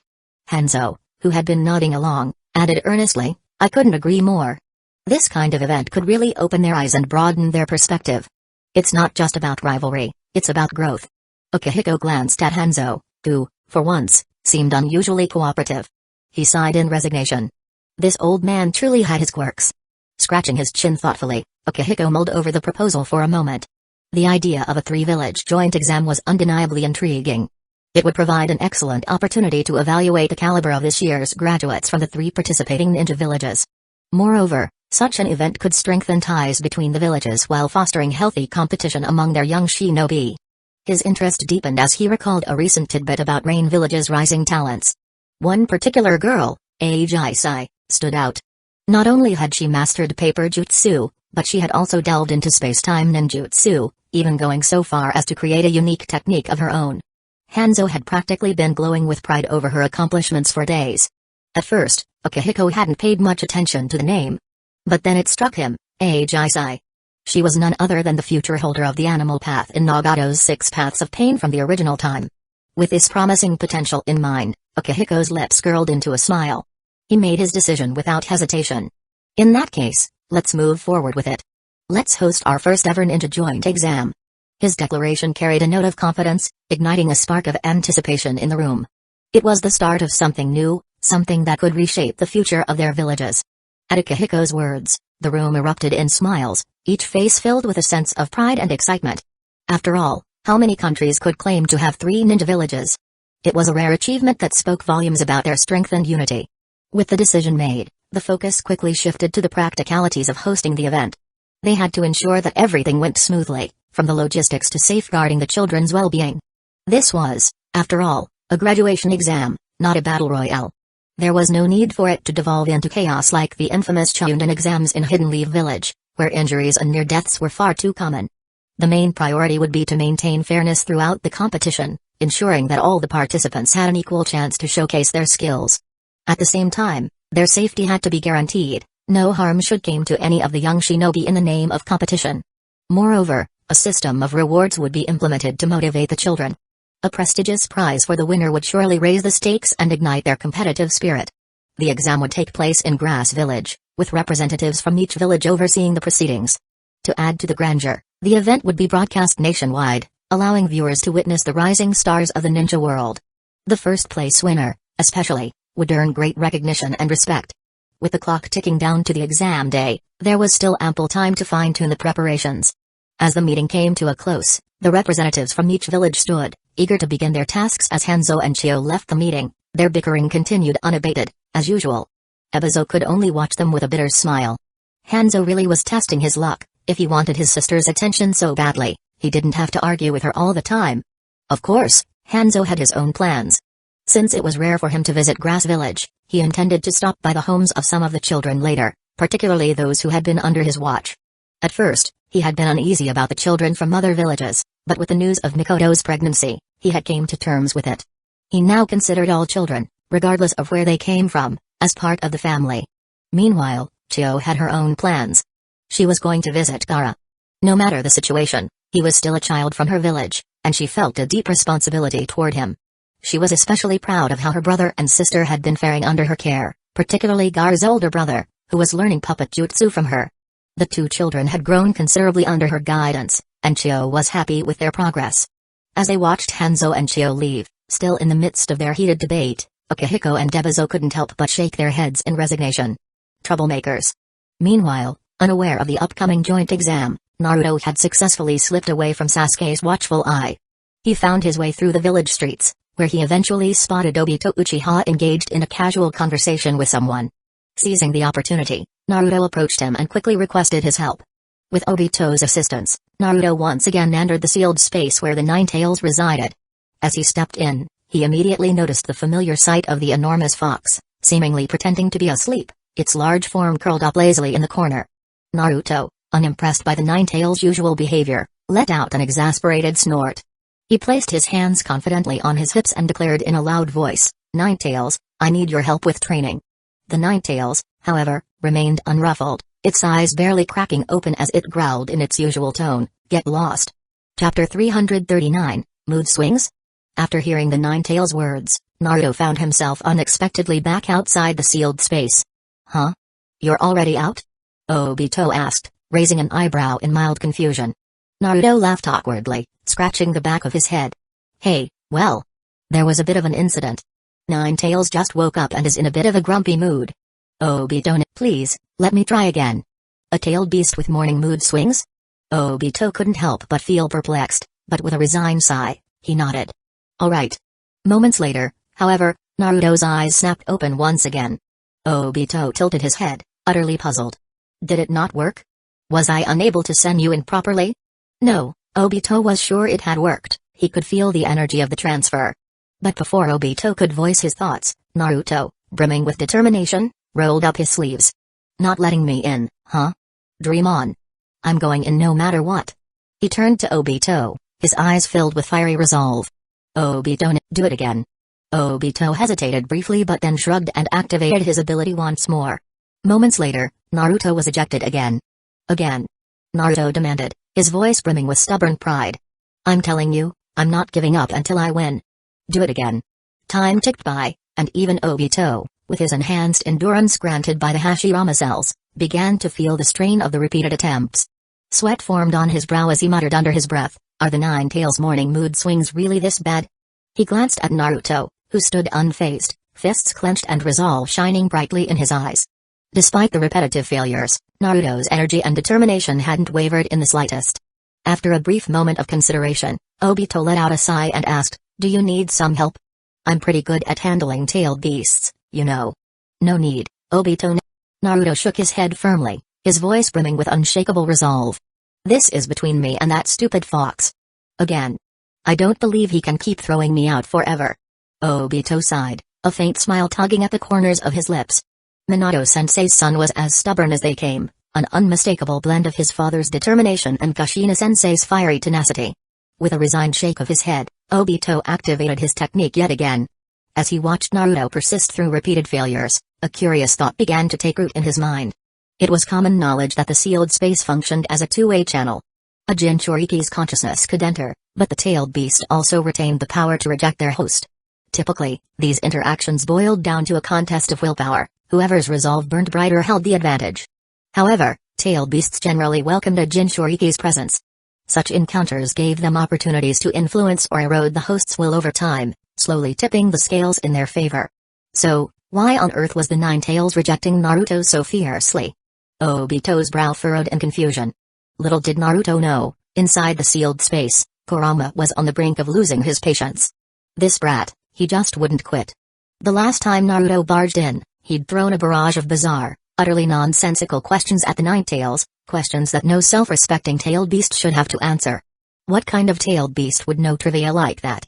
And what kind of ninja would even waste their time studying such useless information? But now, this pest was back again, repeatedly entering and exiting like some irritating fly, demanding training help. Did Naruto think the Nine-Tails was some kind of benevolent, easygoing tutor? Even Madara, who had ridden him like a beast, and Hashirama, who had strangled him barehanded, hadn't been this infuriating. A growl rumbled from Kurama's chest as he raised his massive head, his fiery red eyes narrowing into piercing slits.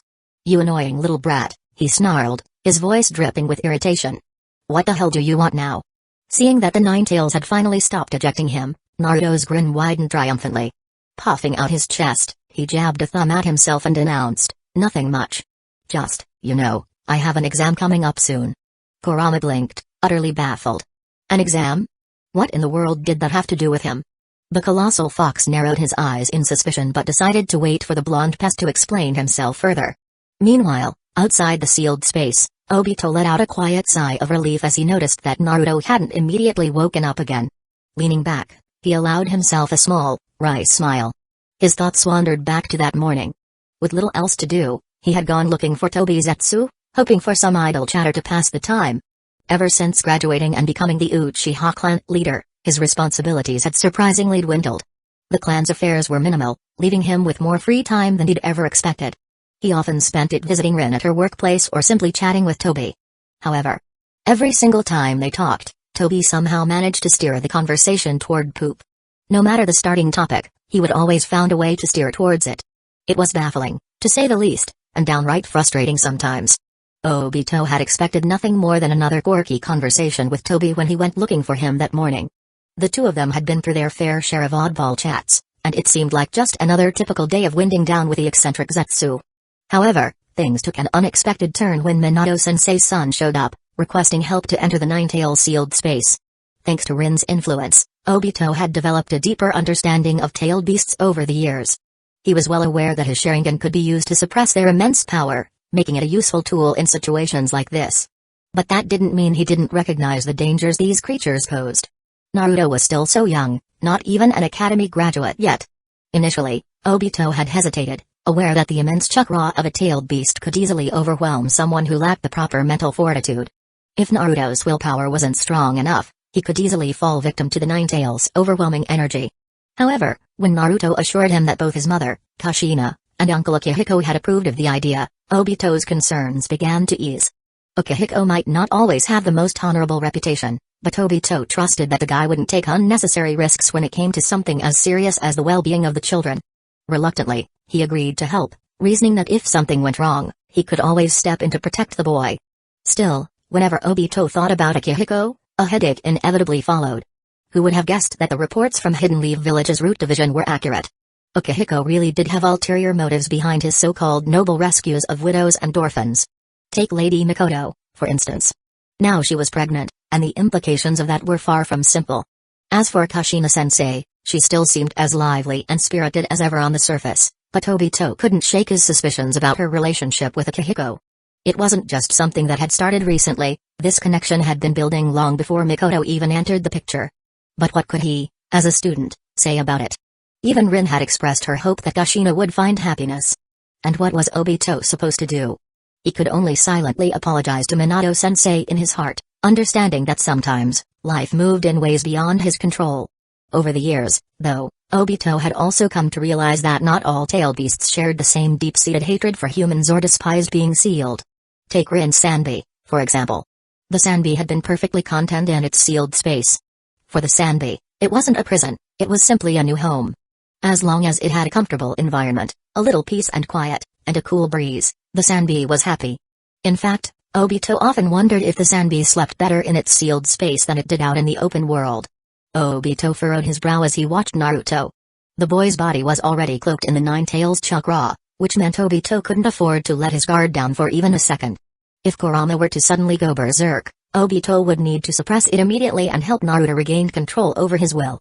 However, something felt off. This chakra wasn't just chaotic, it felt almost disdainful. What was going on here? Obito's mind drifted back to the earlier moments, when Naruto had repeatedly entered the sealed space only to be promptly ejected by the Nine Tails. He rubbed his chin thoughtfully, mulling over the situation.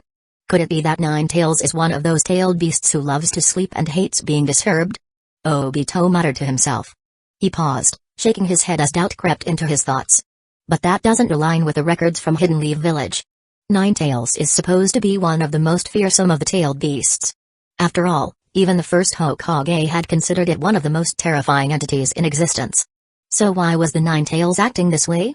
Just as the words left Obito's mouth, Naruto's Nine Tails chakra retracted, and he opened his eyes, a small smirk forming on his face. I did it. Although I have no idea what you're up to, it looks like you've succeeded in your goal. Congratulations, Naruto, Obito said, snapping out of his thoughts. He paused for a moment before adding with a hint of caution, but the power of a tailed beast is not easy to control. If you run into any problems, well, never mind. With Kushina-sensei and that guy around, I guess I won't need to step in. I know, thanks a lot, Obito. Naruto grinned and nodded. Then he glanced at the time. It's getting late, so I'll head back now. Don't want to bother you anymore. I'll definitely surprise that annoying Sasuke with this. But just as Naruto turned to leave, Obito, still smiling, blocked his path. Naruto's instincts screamed that something was off. His gaze flickered to Obito, who wore a mischievous grin. Before Naruto could even ask what was going on, Obito said with a hint of amusement in his voice, "Since you're here, I have a gift for you." A chill ran down Naruto's spine. Something about the way Obito said gift and the smile on his face immediately triggered a sense of déjà vu. He had a bad feeling about this. Chapter 340, Top Ninja of the Three Villages. That evening, Naruto returned home, carrying the gift Obito had taken him to collect late at night using kami, his excitement palpable. With enthusiasm, Naruto recounted how warmly he had been received at Obito's house. He even swore on the spot that one day, he would repay Obito-sensei's kindness. Uchiha, hearing this, was deeply pleased. "What a good child!" he exclaimed, a proud smile spreading across his face. That same evening, the news about the Tri-Ninja School joint exam spread quickly, and both Naruto and Sasuke soon learned about it. By the next day, the announcement had reached all three ninja villages. At first, the students preparing to graduate were stunned by the news, but it didn't take long for excitement to take over. After all, this was the first time in years that a joint exam involving the three villages was being held. Naturally, the children, full of youthful competitiveness, were eager to prove themselves. The stakes were raised even higher when they learned that the grass leader himself would be attending as a spectator. Not only would the top participants receive personal recognition from the leader, but they would also earn the prestigious title of Top Ninja of the Three Villages, along with a variety of generous rewards. Fueled by the prospects of recognition and rewards, the students threw themselves into their preparations with renewed vigor, determined to excel in the upcoming exam. The announcement of the three-village joint exam sparked a wave of enthusiasm and academic diligence that spread across all three ninja academies. Though the exam date was still some time away, the anticipation only grew as each day passed. Under the new grass spirit education philosophy, students from 1st to 5th year were not only trained in ninja techniques but also instilled with moral values, discipline, and physical fitness. The aim was to create a well-rounded modern ninja with a strong foundation in every aspect: character, intellect, physical capability, and practical skills. As a result, the first 5 years of education were taken very seriously, with rigorous measures in place to prevent any form of cheating and ensure a solid base for all students. However, the approach shifted dramatically in the 6th grade. Although 6th graders in the Grass Village were not assigned high-risk missions immediately after graduation, they were regarded as full-fledged ninjas upon passing their final exam. The final exam in the 6th grade was a true test of a student's resourcefulness and skill, where the use of any means necessary, be it strategy, ninja techniques, or creativity, was allowed to achieve success. Even scientific ninja tools were permitted during the exam, albeit with certain restrictions. The tools accessible to students were basic models, as advanced or high-powered tools were tightly regulated to prevent over-reliance on technology. The reasoning behind this was simple: the leaders believed that mastering fundamental ninja techniques and honing one's own abilities were far more crucial than relying on external tools. After all, even a Kekkei Genkai or the immense power of a tailed beast was of little value if the wielder lacked the strength and skill to fully control and utilize it. Upon hearing about the Tri-Ninja School joint exam, Naruto and Sasuke threw themselves into their studies with unparalleled determination.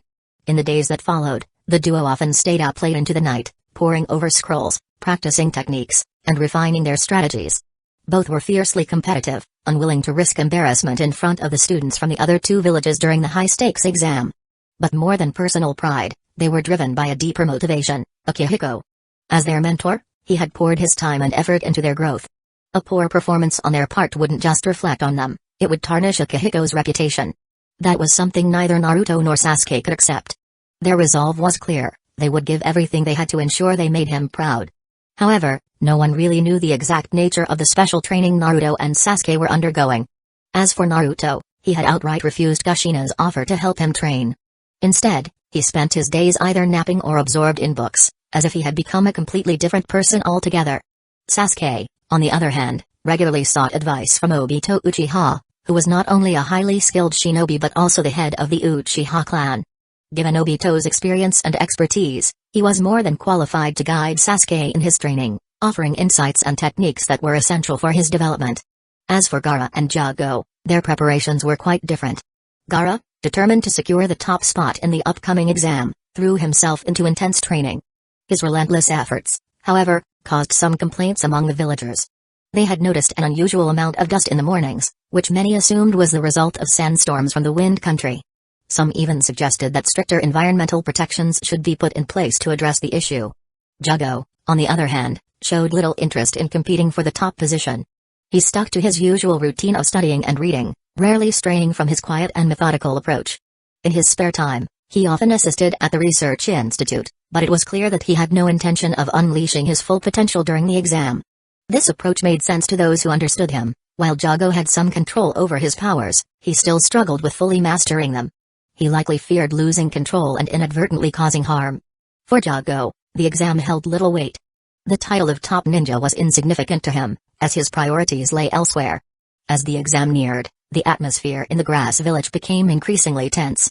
The villagers, sensing the importance of the event, were on edge, and the daily rhythm of the village slowed down considerably. Even Kushina felt the shift, finding herself with an unusual sense of boredom. Her hands, accustomed to action, itched for something to do, but she refrained from sparring with Naruto, not wanting to disrupt his focus. With little else to occupy her time, she drifted through her days in a lazy, almost listless manner, enjoying the freedom to relax and unapologetically flaunting her graceful figure. When she wasn't lounging about, she'd spend time with Karen, taking her out shopping, or hanging out with Mikoto. Occasionally, she'd tease Mikoto with playful comments that left the younger woman blushing, likely about her experiences as a secretary to Akihiko. As for Mikoto and Fuso, while their pregnancies had given them a more mature appearance, their personalities remained unchanged. So, while Naruto and Sasuke threw themselves into preparations for the exam, the Akihiko household continued its usual lively, warm dynamic. As the scheduled date of the exam drew near, students from the other ninja villages began arriving early in Grass Village to settle in. This gave them ample time to rest, adjust, and acclimate themselves before the big day. The journey from the rain and sand villages to the grass village was long, often spanning several hours, so it made sense for the students to arrive ahead of time. With the train network now connecting all three ninja villages, travel had become easier, and many of the students had already visited Grass Village before. As a result, it wasn't an unfamiliar place to them, making their arrival a smooth and comfortable experience. As the students gathered, Hanzo stood before them with a stern expression, his presence commanding attention. "Listen up, all of you." Hanzo's voice thundered, his gaze sweeping across the room. "Give everything you've got in this exam. Show the true spirit of the Rain Ninja Academy. Prove that you're worthy of the title you bear. His commanding stature seemed to amplify his authority. And most importantly, when you face the Sand Ninja Academy, you must crush them completely.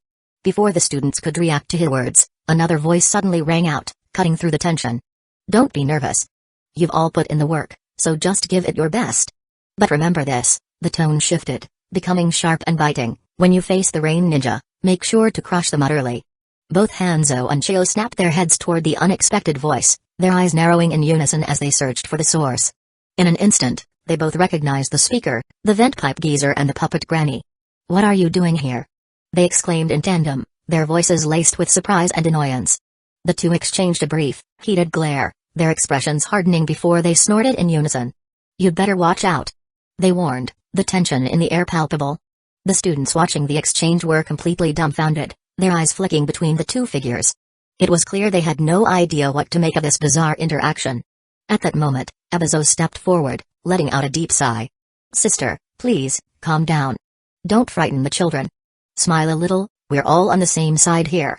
Chio and Hanzo turned to him, their faces contorting with indignation. Who's on the same side as this vent pipe geezer, puppet granny? They shouted in perfect sync once again, their voices filled with irritation. The students stood frozen, completely speechless, exchanging confused and wary glances. It was a strange sight, something no one had expected from the two fierce leaders. Abizo chuckled awkwardly, waving his hand dismissively. Don't worry, don't worry. Your leader and Chio here are old friends. They've always been like this, he explained cheerfully. They bicker every time they meet, always threatening to fight. But when they're apart, they're constantly thinking about each other, finding excuses to meet up. Your leaders already visited our sand village several times. The students exchanged glances, nodding with understanding as they murmured among themselves. Is that so? One student remarked. No wonder it felt so strange, another added. So this is what they call bonds? How deep? Hanzo and Chio's faces darkened at the students' comments. What nonsense was Abizo spouting? Bonds? They barely tolerated each other, much less shared any deep connection.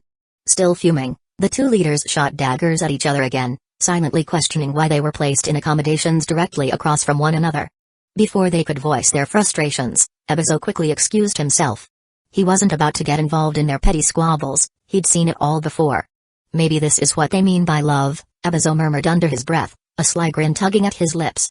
Turning to the students, he clapped his hands and said, All right, everyone, how about we grab a meal together? It's on me. Pick whatever you like. The children erupted in cheers, thrilled by the suggestion, and quickly followed him, leaving the two elders to stew in their own frustration. Back at the accommodations, Hanzo and Chio locked eyes briefly, their expressions hardening. Humphrey. They huffed simultaneously before spinning around and retreating to their respective rooms. This time, both were determined to settle the score and prove once and for all who was the stronger.